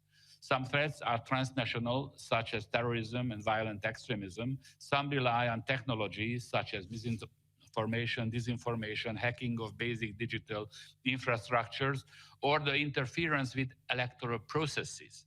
Migrants continue being weaponized, recently also in a new form of hybrid war. Some challenges are environmental and man-made, such as climate change. The COVID-19 pandemic itself poses a threat to the well-being of people and can potentially further undermine trust in public policies as a consequence in our democracies. The backsliding of democracy, the weakening of respect for human and minority rights, which have been documented by many reliable sources and described by the Secretary General of the Council of Europe, Maria Buric, in her most recent annual report, is also a major challenge, which is bound to have consequences domestically as well as beyond national borders. Council of Europe member states are interdependent for their security and stability. They are interdependent for ensuring the pursuit of peace based upon justice and international cooperation, which is vital for the preservation of society and European civilization. As the Statute of London reads, they are interdependent with the view to promoting a shared space for democracy, human rights, and the rule of law. This endeavor should be accompanied by a strategic and truly balanced partnership with the European Union. We share common values, objectives. The policy of EU enlargement should serve as an inclusive framework, an engine of the unification of our continent, offering a genuine perspective to states of the Western Balkans, Eastern Europe, leaving the door open at some stage to Russia as well. It is well known the Council of Europe doesn't have a role to play in the area of defense, which is explicitly excluded from its mandate. The Council of Europe shouldn't get involved in matters of relating to military security or military alliances, but it can and should get involved in issues relating to democratic security. Therefore, helping member states to step up their common democratic security at pan-European level is what the Council of Europe is about. It is In this new volatile and tense geopolitical context, it is necessary to give a new vigor to the Council of Europe and equip it with robust means to carry out its missions. If this organization, its bodies are called to have an impact on democratic security, it should have a clearer focus on reversing the current trend of growing tensions, backsliding of democracy, proposing ways to innovate democratic institutions, and to tackle the root causes of this downward momentum. Council of Europe needs to show leadership and secure its deserved place in the European political and institutional architecture. The Council of Europe should have greater capacity and flexibility for rapid reaction by also creating the potential of using more flexible instruments beyond the existing frameworks when some issues are liable to deteriorate, sometimes with spillover effects beyond national borders. This is the case, for instance, as regards the protection of the rights of national minorities, the protection of minority languages, and sometimes even the issue of decentralization in response to calls for greater autonomy or more. Unresolved issues related to the situation of national minorities is a key source of tension in our shared space for democracy, human rights, and the rule of law, challenging democratic security, but also democratic stability. And this is because this organization is the oldest and the truly pan-European one. It brings together not only governments of member states, but also elected representatives of 830 million people. The Council of Europe is often defined as a human rights watchdog, but as a matter of fact, it is much more than that. It is not only a guardian, it is a political organization which aims at achieving greater unity between its members for the purpose of safeguarding and realizing their common ideals and principles. President, dear colleagues, as the chair of the Committee of Political Affairs and Democracy, I will pay particular attention to the views expressed in this debate. Our committee has its mandate, the responsibility to look into issues relating to democratic stability and security in Europe. For the time being, I would like to conclude with a personal comment. We should be especially concerned. It seems to me that increasingly tensions that are sometimes labeled as bilateral, in reality hide a much deeper problem. After coming together under the same roof, do we still share a common vision of Europe and of our common future? This is what we should discuss today, and this is what we should try to achieve. Thank you very much for your attention. Thank you very much, Zolt, as the chairperson of our Committee on Political Affairs, for your introductory remarks and your ideas about what role for the Council of Europe to play with regard to the recent challenges to security in Europe, which is the issue of our debate. Now we go to our debate.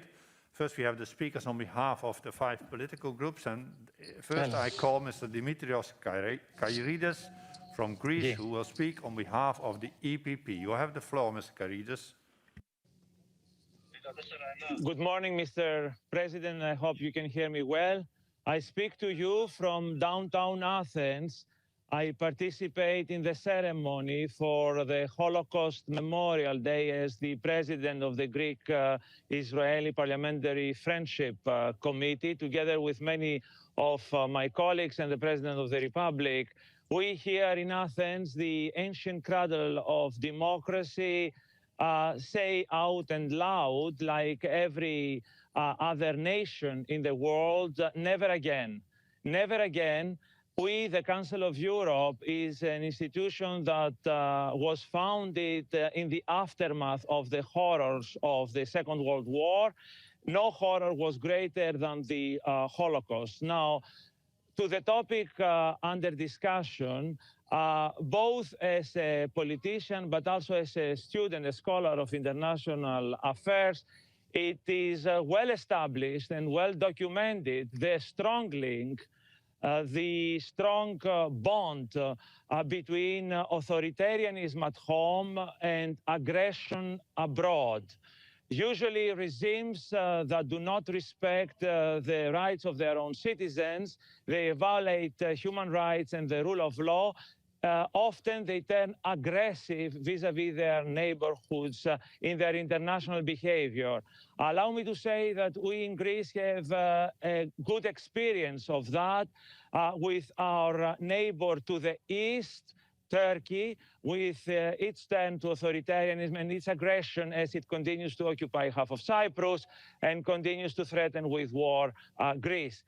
But the causality goes the other way as well. It's not only that authoritarianism breeds aggression, it's also that aggression abroad creates the environment for the strongest, most serious violations of human rights.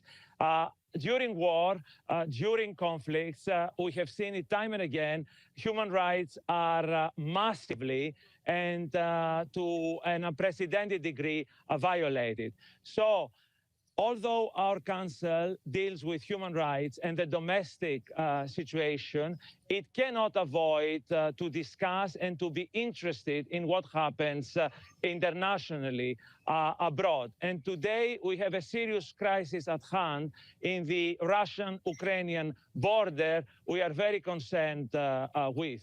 We are in favor of the full sovereignty and unity of Ukraine for the benefit both of Ukrainian people and all its neighbors.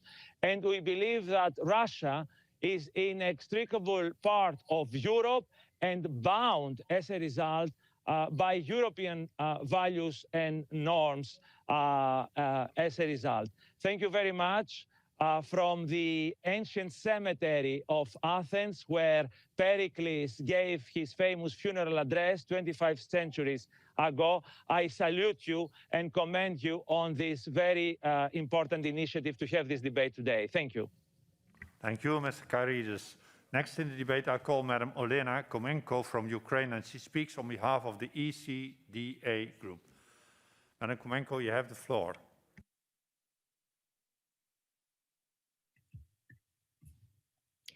Dear ladies and gentlemen, we all are aware that the Council of Europe is not a security organization. However, I believe that the Council should take more efforts to prevent any possible build-ups or turning conflicts into aggression. We often hear that the Council of Europe has no tanks or no soldiers to support the communities, nations, or states. However, shouldn't the Council play a more important role in the time before it becomes an open security issue? We should think about anything that can help to stop a conflict from erupting. Moreover, more modern wars or conflicts kill more people due to starvation, disease, or various forms of violence in the form of cyber attacks, election interference, economic coercion, and by instrumentalizing migrants. Let's start with Africa. Yemen, Ethiopia are such recent cases. Fighting involving Islamists in Africa doesn't entail hundreds of deaths, but drives millions of people from their homes and causes humanitarian devastation. Let's think about Taliban triumph in Afghanistan and the number of people displaced due to this. And let me be back to the country of my own origin, Ukraine. Over the previous 8 years, the Russian Federation has been using its military, paramilitary, and hybrid forces, as well as propaganda-spreading organizational networks, to maintain its aggression against the Ukrainian nation, statehood. Russia is also trying to employ both threat and fear, using this as key instruments for crafting a new, ill-mannered diplomacy and utilizing a range of uncivil practices in different segments of international relations. Over these years, Ukraine has become almost like a conventional testing ground for Russia's orchestrated cyber attacks. Dear friends, we need to wake up. A very new reality is already outside for all of us to face. This is all happening over here in Europe. This is all happening against Russia's neighbors, against continental and global stability, against common sense to live in peace, against positive integrative mechanisms of common being, and objectively against major civilizational principles that found their place in international law. How can we think of getting back to a situation when Europe and the whole globe will be split up in the zones of influence, when a major power, enjoying the silence of other major powers, will once again have a prescribed right to occupy yet another Sudeted land and yet another Latvia, while establishing a good dozen of puppet states as well? Therefore, let us think clearly and consolidate our efforts in order to protect our society societies from aggressions and occupations by a foreign force that lost its normality. In light of the described dangerous trends, we must stick to the norms of international law and common cohesion for the benefit of all. Join us, and together we will reestablish a positively effective social political architecture in Europe and beyond. Thank you. Thank you, Olena. Next in the debate, I call Madam Maria Jefreva-Skuratovsky from Estonia. She speaks on behalf of the ALDE Group. You have the floor, Maria. Honored President, dear colleagues, one cannot remain impartial to the events on recent challenges to security in Europe unfolding around us. Unfortunately, the current geopolitical situation, because of Russia's demands to overview the architecture of European security, is very tense. The European continent is going through turbulent times, and the particular question what we have to address and to consider with what is the role for the Council of Europe and all European countries within these processes? What is a better way to stay for the interests, freedoms and global security for the millions of European citizens? ALDE Group is of the opinion that European Council must undertake all possible legal and determined efforts in order to say an essential part of democratic security negotiations between USA, Russia and whole Europe that is much broader than the European Union and comprises 47 countries. That's why we need to raise questions concerning global security issues in PACE plenaries, committees and articulate our joint positions.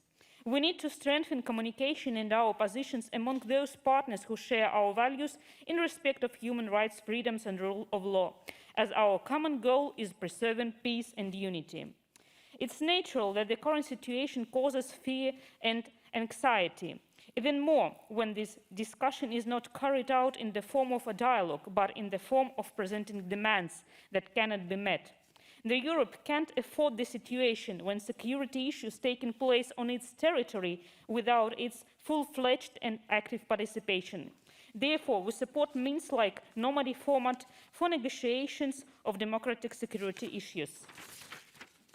Eastern European states and Baltic states have successfully repelled the hybrid attack from the Lukashenko regime and stopped the flood of illegal migrants.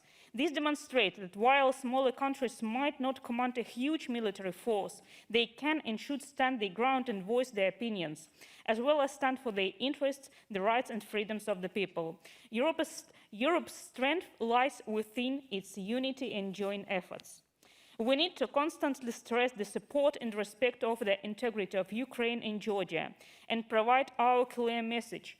Questioning the sovereignty of young countries or talking even jokingly about restoring Russia to its size during the Russian Empire or proposing NATO to reduce its border back to the state of 1997 cannot be acceptable. Europe must be heard and must be visible while considering these issues both on national level and on the level of Council of Europe. Council of Europe and other international institutions must do everything in our power to ensure the democratic security of Europe and its people. Thank you for attention. Thank you, Maria. Next in the debate, I call Mr. Jorgas Katruganos from Greece, and he speaks on behalf of the Unified European Left Group. George, you have the floor. Thank you very much, Chair. Unfortunately, we have a return in a Cold War climate, in addition also with inflammatory rhetoric, according to which war is looming imminent. The need for immediate de-escalation is obvious, both at the level of actions and at the level of rhetorics. In Ukraine, the two Minsk agreements should be fully respected and build upon that for a consensual exit of the crisis. It is very worrisome that Europe, especially the European Union, is out of this discussion. Russia and the United States are negotiating about the future of Europe. This is unacceptable. It is true that our institution is not specialized in issues of security, but we should and we can frame the discussion in terms of international law and international legality. So it's obvious that territorial integrity, sovereignty of all countries is out of question. It should be supported by everybody, along with protection of minorities and minorities' rights. And our goal should be the full incorporation of Russia to the new system of European security architecture, not its isolation, not its alienation. We managed to do that with Soviet Union with the Helsinki Agreement. We can do it also now. I understand the burden of history, of course, the historical perception of threat by the neighboring countries, the equally historical fear of encirclement by Russia. But as I have said before, history must not be a prison, but a school. And the goal should be, as the president of the political committee has already said, a common European home without dividing lines. Along these lines, the European Union should develop a more strategically autonomous foreign policy and defense vis-à-vis both the United States and NATO.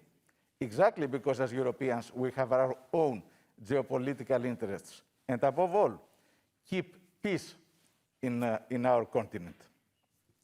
In Greece, we have a huge minority in Ukraine. The Greek Revolution has started practically in Odessa. So we're in full solidarity with what is happening there. But it is important for all of us to understand the challenges and to contribute for a continuous discussion along the lines of peace and security in our continent. Thank you, Chair. Thank you, George.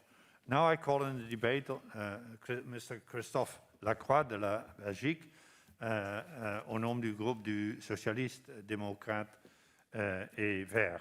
Vous avez la parole, Monsieur Lacroix. Monsieur le Président, chers collègues, l'actualité géopolitique sur notre continent et plus largement dans le monde est évidemment brûlante. Nous n'avons de cesse de le dire, la voie diplomatique et le multilatéralisme doivent être une priorité de chaque instant. Notre continent a hélas été l'origine de 2 conflits mondiaux sanglants et de crimes contre l'humanité, au nom notamment d'un nationalisme exacerbé, en dépit des liens sociaux, historiques, géographiques, culturels et économiques qui nous unissent. Rappelons-nous qu'aujourd'hui, ce 27 janvier, c'est la journée internationale en mémoire des victimes de la Shoah. Heureusement, de cette horreur absolue, le projet européen est né. Un projet dont le Conseil de l'Europe, né en 1949, et notre Assemblée sont des maillons essentiels qui unissent ou devraient unir nos 47 États membres autour de valeurs fondamentales communes, dont évidemment les droits humains. Le 11 août 1950, Sir Winston Churchill, c'est un peu étonnant qu'un socialiste parle d'un conservateur comme Winston Churchill, mais il a dit ceci. Il appelait ici même de ses vœux l'avènement d'une armée européenne unifiée, soumise à un contrôle démocratique européen.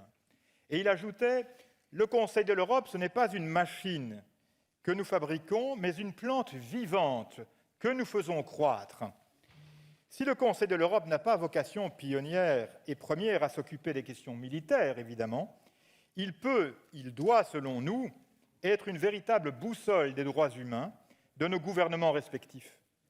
Nous devons alerter et rappeler sans cesse l'importance du respect de l'état de droit, du droit international humanitaire et surtout du projet de paix durable entre les peuples dans leurs différences inhérentes à l'Europe.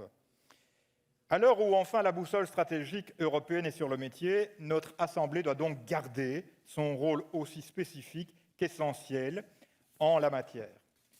J'espère également que l'on pourra se rappeler que notre continent a toujours été un moteur dans la lutte contre les armes dites sales.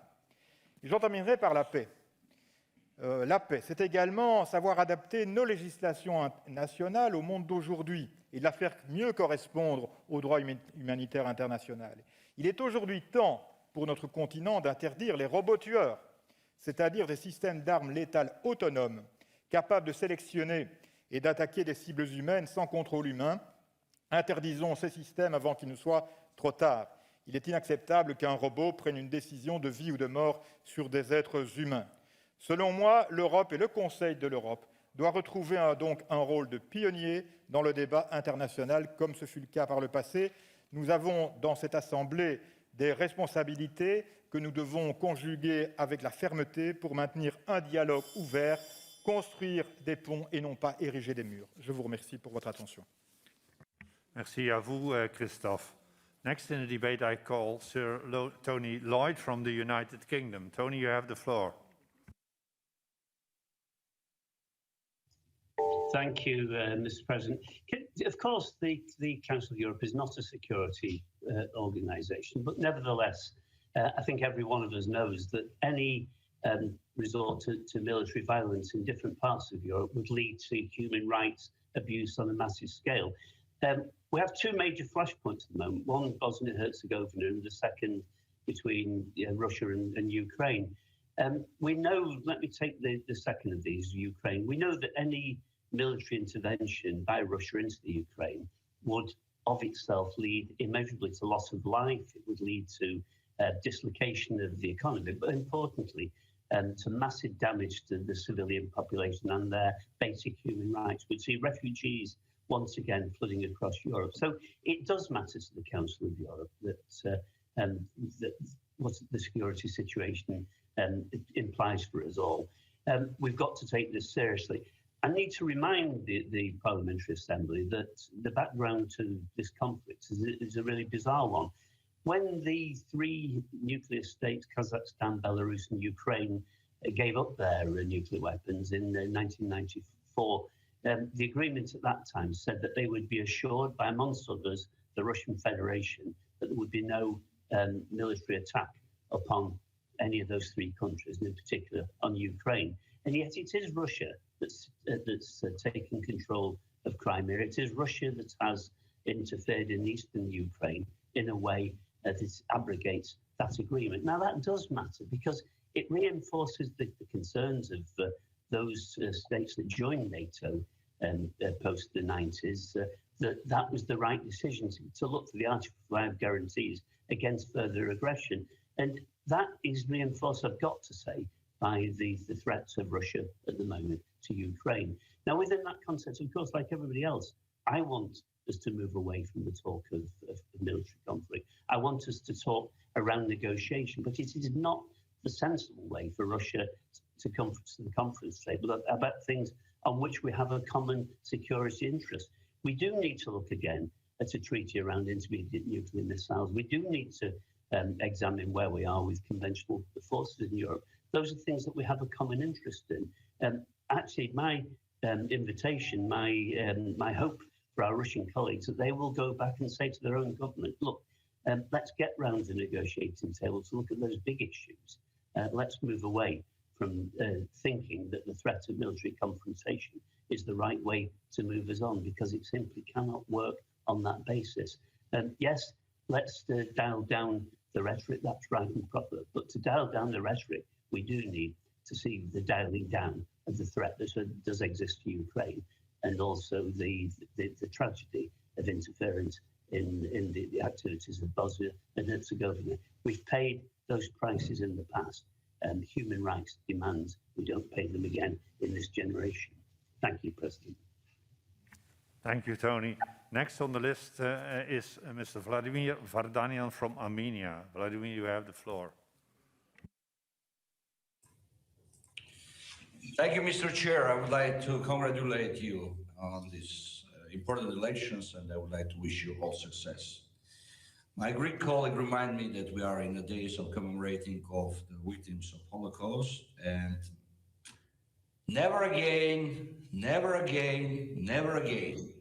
How many times we are repeating these words? My ancestors survived in the Armenian genocide, and everybody said, never again. My grandparents experienced the Holocaust living together with Jews during the Nazi occupation, and we said, never again. My cousins survived during the Armenian massacres in Baku and Sumgait, and everybody said, never again. In Rwanda, we said, never again. In Srebrenica, we said, never again, and never again. How many times should we repeat it? We are living in a very complicated situations, in very complicated conditions. And there is a question how we can contribute to the solution of this situation. Let's go back to our roots and let's to understand why this organization was created. It was created for the promotion of democracy. It was creation for promotion of human rights worldwide. What we are seeing today. Cold War rhetoric, threats, environment of misunderstanding and intolerance, the absence of any understanding. Now, ladies and gentlemen, we are not in 1950s. We are not come back to the roots. We are even not in 1939. We are in the beginning of 20th century. What we are doing, what would be our message for our generation, for future generations? I do believe that our role is to be a bridge between our countries. This forum should be the forum for discussion and not the front line. Ladies and gentlemen, it's not enough just to say never again. It's necessary to work 7 days, 24 hours per day to not allow escalation of any conflicts, because this organization was created to remain the peace, to keep the peace. We should find a consensus. We should looking for this consensus every day. And ladies and gentlemen, if we have bricks, it's better to build bridges instead of build walls. Thank you so much, Mr. President. Thank you, Mr. Vardanyan. Next in the debate, I call Mr. Alexey Gonzalenko from Ukraine. You have the floor, Mr. Gonzalenko. Thank you. Dear colleagues, we are discussing now the security situation in Europe, and we need to admit that it is the worst in 21st century. The world hybrid war, started by Putin in 2008 by a war against Russia, we see it now. During this time, we see propaganda war, cyber war. We see small-scale terroristic attacks like killing in Salisbury, Berlin, like explosions in Czech Republic, medium to large-scale military operations like Russian wars against Georgia, Syria, and first of all, Ukraine, with hundreds and thousands of victims. Now we are very close to the new stage of the continent-scale war, which could be started by the invasion of Russian troops, new invasion to Ukraine. And we see now 100,000 Russian troops on our borders. What can we oppose to all this? Two things: our values, human rights, democracy, rule of law, and our unity around these values. That's why I'm so upset with the recent events in Ukraine, where the authorities started the pressuring of political opposition. I'm speaking about a number of things, but first of all about our former president Poroshenko, who was commander-in-chief of Ukraine in 2014 and 19, and at that time fought Russian aggression. Now he is accused in state treason. It's ridiculous. French philosopher Bernard-Henri Lévy, famous philosopher, said about this case that it is absolutely hunt on witches, and the accusations against Poroshenko are Kafkian. And that's completely true. It's a completely politically motivated case. Ukraine is a free country. We have freedom of speech, freedom of meeting, we have free and fair elections, but it's not something given to us. It's something for what Ukrainian society fought during 30 years together with our international friends, including the Revolution of Dignity in 2013-14. Yes, we have democracy, but there were moments in our recent history when this democracy was endangered. Unfortunately, now we feel that the danger again rises. So I want to address Ukrainian authorities from this high tribune of our house of democratically elected representatives from all over Europe. Stop political repressions. Don't split Ukrainian society. And let's meet Russian danger, Russian threat, united and strong. In this case, we are unconquerable. Thank you very much. Thank you very much, Alexey. Next in the debate, I call Madam Yevgenia Kravchuk from Ukraine. You have the floor, Madam Kravchuk. Yes, thank you, Mr. President. Dear colleagues, first of all, I would like to thank all of you for the firm position on Ukraine's sovereignty and territorial integrity. It's very important for us. Also, it's very important for us and for Ukraine, all Ukrainian people, that we discussed numerous times in this assembly the military build-up alongside the Ukrainian border. Yes, it's over 100,000 Russian troops near our border, but this is the reality in which our people live for 8 years. And at the same time, we do our best to do the economical reforms, to fight the corruption, to do the judicial reforms. But I think that we should use these debates in the Assembly not just to alert about the situation, but we need to find the possible way for the Assembly to act at the situation when one of the members of the Council of Europe is decided to redistribute the borders and to disturb the peace in the whole Europe. We clearly understand that the Council of Europe plays a secondary role in the architecture of the European security, mainly through the cooperation with the international organizations with a direct security mandate. But there is a common goal in the cooperation with OSCE. It is the promotion of stability and security on the basis of democracy, rule of law, and respect for human rights in Europe. This is the exact time to revise and make the assessments of the current situation from the perspective of the international law and numerous conventions of the Council of Europe. Does everything work right in the terms of security provisions? How are the resolutions of the Assembly being implemented? Rather not, I would say. What leverage can be added to make the implementation level even better? Everything I listed needs the thorough work out, mainly at the level of the Assembly's committees, and our delegation, of course, is ready to take part in this work. It is a right time now to enjoy this piece of work, because tomorrow can be late. Thank you very much. Thank you very much, Madam Kravchuk. In order to have a fair balance in our speakers, Mr. Ahmed Yildiz proposes that he switches now his place with Mr. Kishlak from the Russian Federation. So we also have a speaker from the Russian Federation. And I thank Mr. Yildiz very much for this kind gesture. So now, next in the debate, I call Mr. Sergey Kishlak from the Russian Federation. Sergey, you have the floor. Спасибо большое, господин председатель, и спасибо господину Йилдизу. Очень мудрый и хороший шаг с его стороны.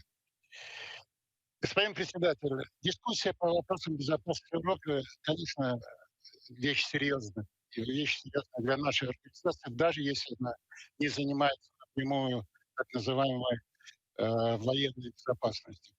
Но все живем мы на одном континенте, и все мы переживаем то, что происходит.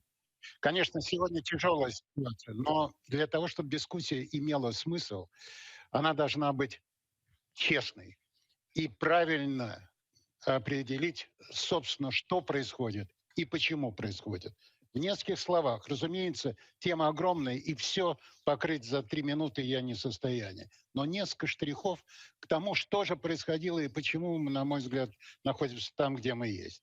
После окончания Холодной войны было немало надежд на то, что мы сможем совместно выстраивать архитектуру безопасности на континенте, которая будет обеспечивать безопасность равной для всех. И, что важно, на неделимой основе. На деле же наши партнеры разворачивают все по-иному. НАТО взялось обеспечивать безопасность только для своих членов. Путем нескольких волн расширения стало отнюдь не инклюзивно заполнять собой европейское пространство, одновременно отметая все предложения о договоре о европейской безопасности, в котором было предложено нами в международном праве закрепить принцип неделимой безопасности. Неделимость — это не для них. НАТО продолжает расширяться. В 1997 году подписали основополагающий акт об отношениях России и НАТО. Больше не противники. Обязательство не размещать существенные боевые силы на востоке Европы. Сегодня силы НАТО у наших границ с очевидными угрозами их наращивания, причем оперативно. Причем в основополагающем акте специально сказано, что ни размещения ядерного оружия, ни инфраструктуры для него на новых территориях не будет. И вот генсекретарь Альянса Столтенберг публично говорит о том, что теперь размещение ядерного оружия возможно к востоку от Германии. Опять неправда в обязательствах наших партнеров. Мы совместно вели работу по модернизации договора об обычных вооружениях в Европе. Сделали документ об адаптации для новых условий. И что? натовцы заблокировали ратификацию. В результате контроля над обычными вооружениями нет, а развертывание бронетехники у наших границ есть. В то же время НАТО развязывает войну в Европе против Сербии, делает это с нарушением международного права. По сути, расписались, что Альянс не оборонительная организация. Потом НАТО становится откровенным пулом для сплачивания и взаимодействия так называемых альянсов желающих. Мы видели эти альянсы в Ливии, мы видели их в Ираке и знаем, какие там последствия. После выхода США из договора по ПРО начинается размещение систем ПРО в Румынии и Польше. Нас убеждали, что не против России, против Ирана и, задумайтесь, против КНДР. Сегодня же разворачивают пусковые установки, которые специально сконструированы так, чтобы быть многофункциональными. С палуб кораблей военного флота они спокойно используются для пусков крылатых ракет большой дальности. Вновь неправда по отношению к России. Последние годы разорван договор по средней дальности, по открытому небу. Так вопрос, а можно ли доверять нашим партнерам в вопросах безопасности? Одновременно поощряются цветные революции, в том числе на Украине. И я хотел бы, чтобы мы все понимали, что происходит на Украине. Это не конфликт с Россией, а конфликт внутренний между... Thank you very much, Mr. Kichalak. Sorry, your time is over. Next, someone was saying point of order. Maria. Dear President, I would like to address our Russian colleagues to respect the rights of all members of this assembly and to speak according to the designated time. And if the Speaker of the Russian Federation cannot count the time and cannot see it on the screen, I ask his assistants to help him. Sleeping during the speeches or taking over the time is absolutely unacceptable. Thank you, dear Chair. Thank you very much. You are completely right, Maria. 3 minutes is far too short for everybody, but in the end, we all need to respect the speaking time because otherwise we do not allow others to speak. Now I give the floor to Madam Petra Bayer from Austria. Petra, you have the floor. Yeah, thank you very much, Mr. President. I would like to focus on the second part of the title of the current affairs debate, what role for the Council of Europe? And it's indeed not an easy question to answer. It's quite simple. What I would suggest to a member country, namely do not become or not stay economically dependent of a country that is problematic when it comes to human rights, to the rule of law, to free and fair elections, to implementation of verdicts of the European Council of Human Rights and Democracy.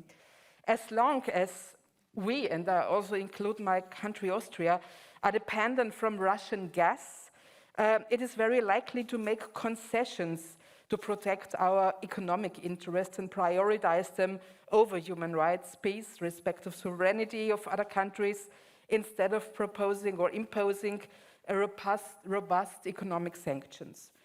It's not only ecological, but also geostrategical, a good reason to stop dependency from gas, oil, coal, and other fossil fuels, and really focus on, with all efforts, on the development of renewable energy and energy efficiency. But it's much harder to answer this question about the role of the Council of Europe, I think.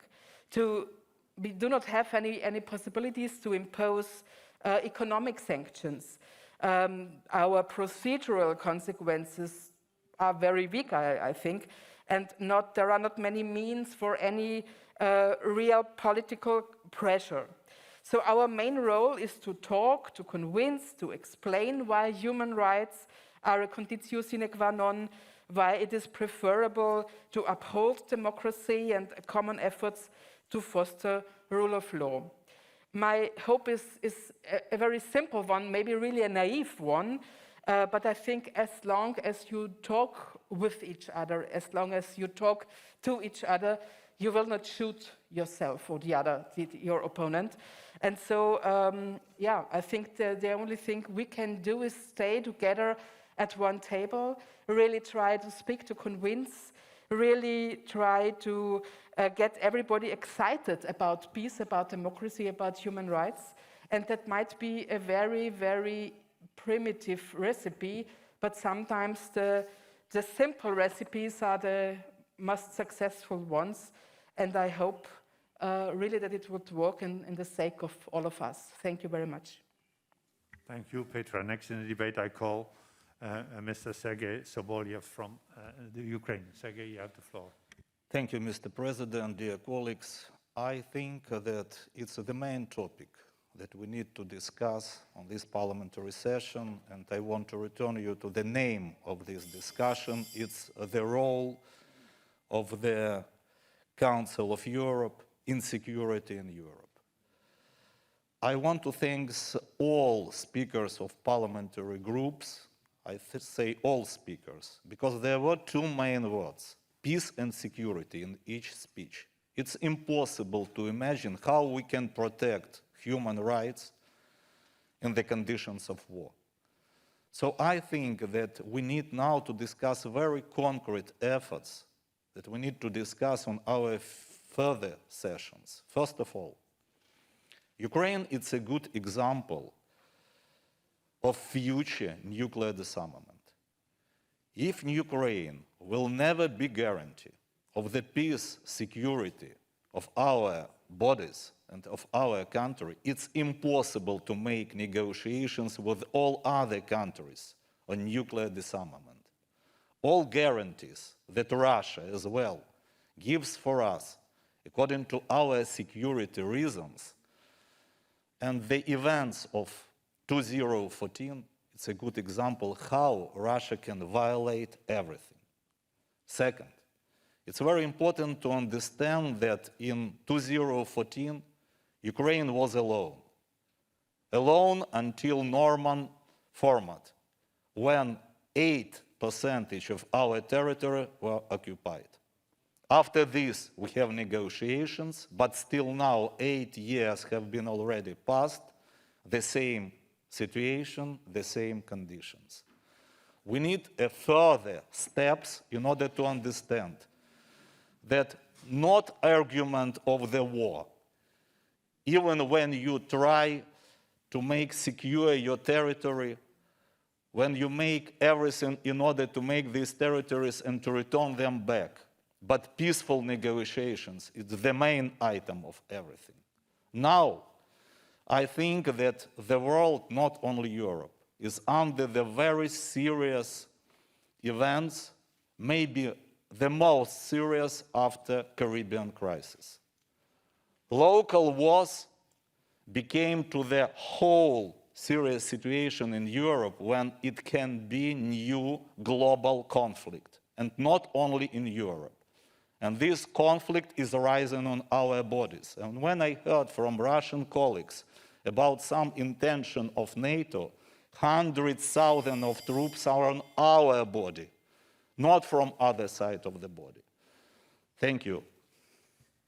Thank you, Sergey. Now I give the floor to Mr. Kimmo Kiljunen from Finland. Kimmo, you have the floor. Mr. President, the theme for us is the challenges in security in Europe. What's the role for Council of Europe? Some cynical statements could say that there is no role whatsoever for our assembly to discuss about the security policy of Europe. That's the issue to handle at pan-European level by OSCE, Organization Security in Europe, and its parliamentary assembly. I say that approach is wrong. Obviously, our focus is primarily in human rights, democracy, and rule of law, so-called soft security issues, but Mr. President, soft security and hard security are at the end the same things. They support each other. If they don't support each other, then we are in problems. So that's why it's absolutely fair we do discuss about the challenges in Europe, security challenges in Europe also in our assembly. The chair of our political committee said in his opening statement, common European home, общий европейский дом. That's the formula used by President Gorbachev at the end of the 1980s, at the beginning of the 1990s, when, after the Cold War, we created a new European security structure based on the concept of common security, shared security. There are three elements on that, Mr. President, three elements. First of all, it's very clear. Security is common in a way that you don't build up your security on the cost of others. Secondly, the security is a broad one. It's not only a question about military threats, military security, it's also broad terms, different types of security threats, including the pandemic situation, including cyber attacks, etc., etc. It's a long and broad issue. But thirdly, important, security is not only a question about state security. It's a question about human security. And that's why we cannot even say that the Cold War ended because of the concept of human security started to be more and more important. And the tanks didn't change the European security situation so fundamentally in early 1990s, but human beings made it. So we have the security elements in Europe. But the crucial element is here. The crucial element here is there are two approaches for security policy. You can show your force. You can say military might, show your military might in different ways. Or you can trust on diplomacy. And the request now is less force showing, more discussion, more dialogue, less penalization, more rewarding. That's the way of creating trust and cooperation in Europe, and that's the only way of creating stability and security in the continent. Thank you. Thank you, Kimmo. Next in the debate, I call Madam Ingrid Skau from Norway. Ingrid, you have the floor. Thank you, President, and dear colleagues. In this debate, we are invited to reflect on the recent challenges to security in Europe. What role for the Council of Europe? To me, the role of Council of Europe is the same today as when the founding fathers started their aims in 1949.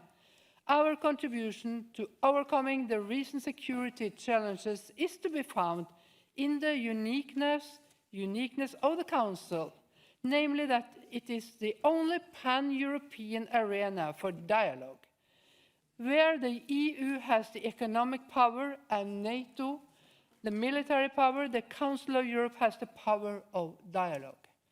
The founding fathers, who had lived through the atrocities of 2 world wars, understood this power of dialogue. They saw the need for a new instrument, a new kind of international body, whose main function would be to make cross-border communication and dialogue easier. Through our constant attention to human rights, democracy, and the rule of law, we help to make the voices of more than 800 million Europeans heard. Throughout monitoring bodies, through the European Courts of Human Rights, and through our many debates here in the Assembly, not only do we enable normal people to question and stand up to their leaders, but also, Mr. President, to make their voices heard beyond their international borders. This is what we do. It's an important role. It's important because leaders and heads of states should listen carefully to their people, not least in times of crisis, when the risk of departing from or not respecting fundamental rights is high. Through the dialogue, Mr. President, we remind ourselves and heads of state in our member countries that conflicts, unrest, and crisis cannot be solved without 2 very important components.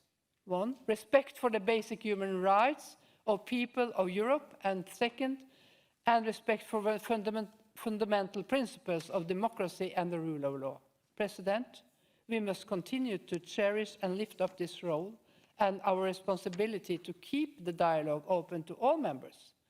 Being a pan-European arena for dialogue is our strongest contribution to peaceful conflict solution. It is the best way to build a future where the fundamental rights and freedom of our children are respected and strong. Thank you. Thank you, Madam Skau. Next in the debate, I call Mr. Marcus Wichel from Sweden. You have the floor.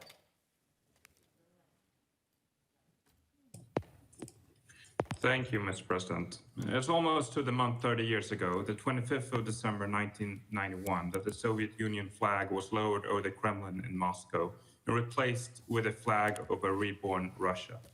It was a momentous event along with others, such as the fall of the Berlin Wall, that signaled the coming of a new Europe. This would be a Europe where nations and peoples would be able to freely meet and create a new reality of pan-European friendship, cooperation and trust. A Europe where peace, not tension and fear, would prevail. Our own Council of Europe and this Assembly were, needless to say, in the forefront of this new era. The Council rapidly doubled its country membership in just a few years, especially in Central and Eastern Europe, and pursued its effort on behalf of peace among its members. Ukraine joined in 1995 and Russia the following year. However, today, a mere quarter century later, is this dream that we all shared and came a lot nearer to realizing despite setbacks, is this dream about to be shattered? Will our European security order, which has been so carefully crafted over the decades, just vanish? No, we cannot accept this development. There has recently been talk by one country in our midst, Russia, of her alleged need to reestablish a supposedly lost sphere of interest in its near abroad. Threats and the posing of intimidating, unacceptable conditions on others have been launched. But the concept of spheres of interest in the sense of political domination of others was supposed to have disappeared in the new European security order. Countries were instead to focus on their attractiveness to others in terms of the state of democracy, their respect for human rights, their observance of the rule of law, their business climate, their good overall relationship with others, etc., etc. The late former German Chancellor, Helmut Schmidt, who often spoke in this chamber of ours, was fond of saying, it's better to speak 1,000 words than to fire a single shot. And as Winston Churchill, also for several years, once a member of our assembly, put it even more briefly, jaw is better than war. Let us be guided by those words of wisdom during the vital international context underway in the decisive days and weeks ahead. Time is scarce and the stakes enormous, but the dream I mentioned can still be restored. Thank you, Mr. President.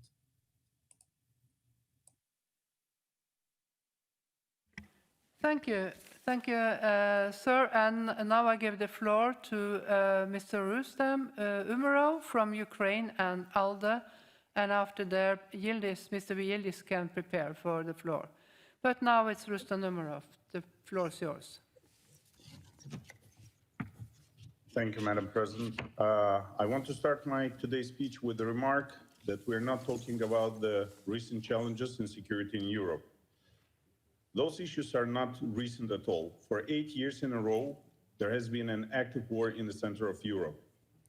Russia has attacked Ukraine, occupied its territories, Crimea, and some territories of Donetsk, Lugansk regions.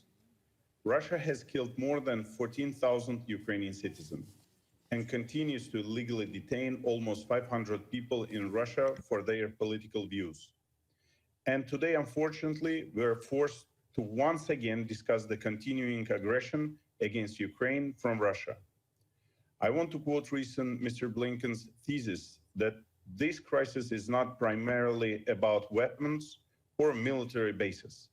It's about the sovereignty and self-determination of Ukraine and all the states. Russia wants to break the principles of state sovereignty, the rules for peaceful coexistence, and have been shaped for decades since the Cold War. If attacks on Ukraine on a full scale, if Russia attacks Ukraine on a full scale, and the world remains silent, then the principles for that for decades have made the world safe will collapse. This may become a precedent for other authoritarian rulers to refresh their memory of all territorial claims with the neighbors. After World War II, we created an organization that aimed to prevent a return to totalitarian regimes and would defend fundamental freedoms, peace, and democracy. This organization is the Council of Europe. So today our response to those threats we are facing from Russia, as from oldest and main parliamentary institution body of Europe, has to be strong and concrete. The EU have to pay the Committee of Ministers of the Council of Europe special attention on the importance of strengthening sanctions against the aggressor, not afterwards, but backwards. Over the last 8 years, Russia has spent approximately $1 trillion of their militarization. This could not have happened if the sanctions from our partners and neighbors were tough and were put in time. The language of sanctions is the only one that can be spoken today with the leadership of Russia. Another question, we need to discuss the possibility of creating mechanisms for European special services to work together to exchange information and launch constant reports between countries on what's going on. Ukraine today needs both diplomatic and military aid from Western partners and allies. Unfortunately, there are some leaders of European countries who allow themselves to talk about canceling the sanctions or admire Russia or support Russian narratives. This is absolutely unacceptable. The future of safe and peaceful Europe will be decided in Ukraine. Ukrainians are ready to protect our territory from aggressor.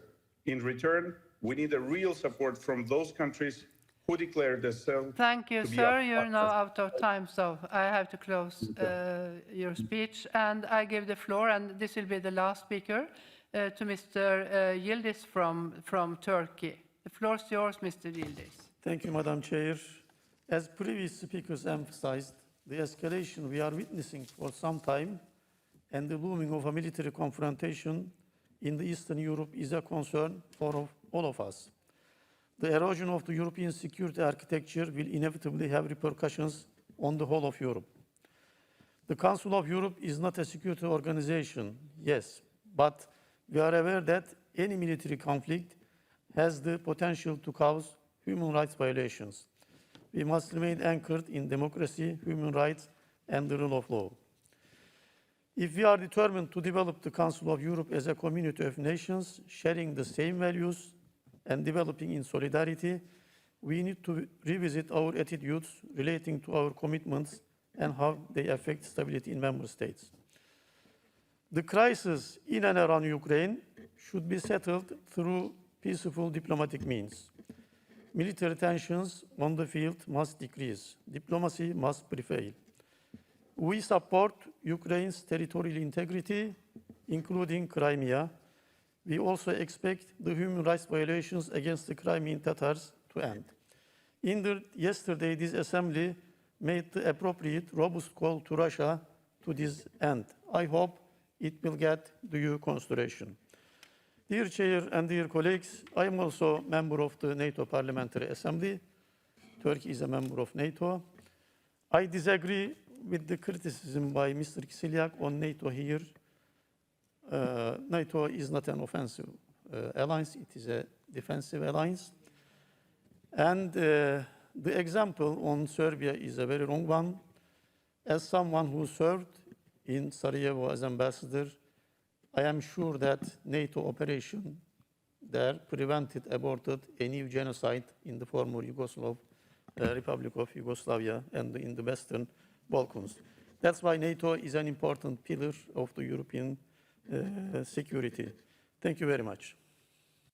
Thank you, Mr. Yildiz, and I must now interrupt the list of speakers. You see we are going over time, and the speeches of members on the speakers list who have been present physically or remotely during the debate but have not been able to speak may be given to the table office for publication in the official report, provided that speakers connected remotely can report their actual presence when the debate is closed. I remind colleagues that typewritten text must be submitted electronically not later than 4 hours after the list of speakers is interrupted. And I remind you that at the end of current affairs debate, the Assembly is not asked to decide upon a text, and I thank all contributors to the debate.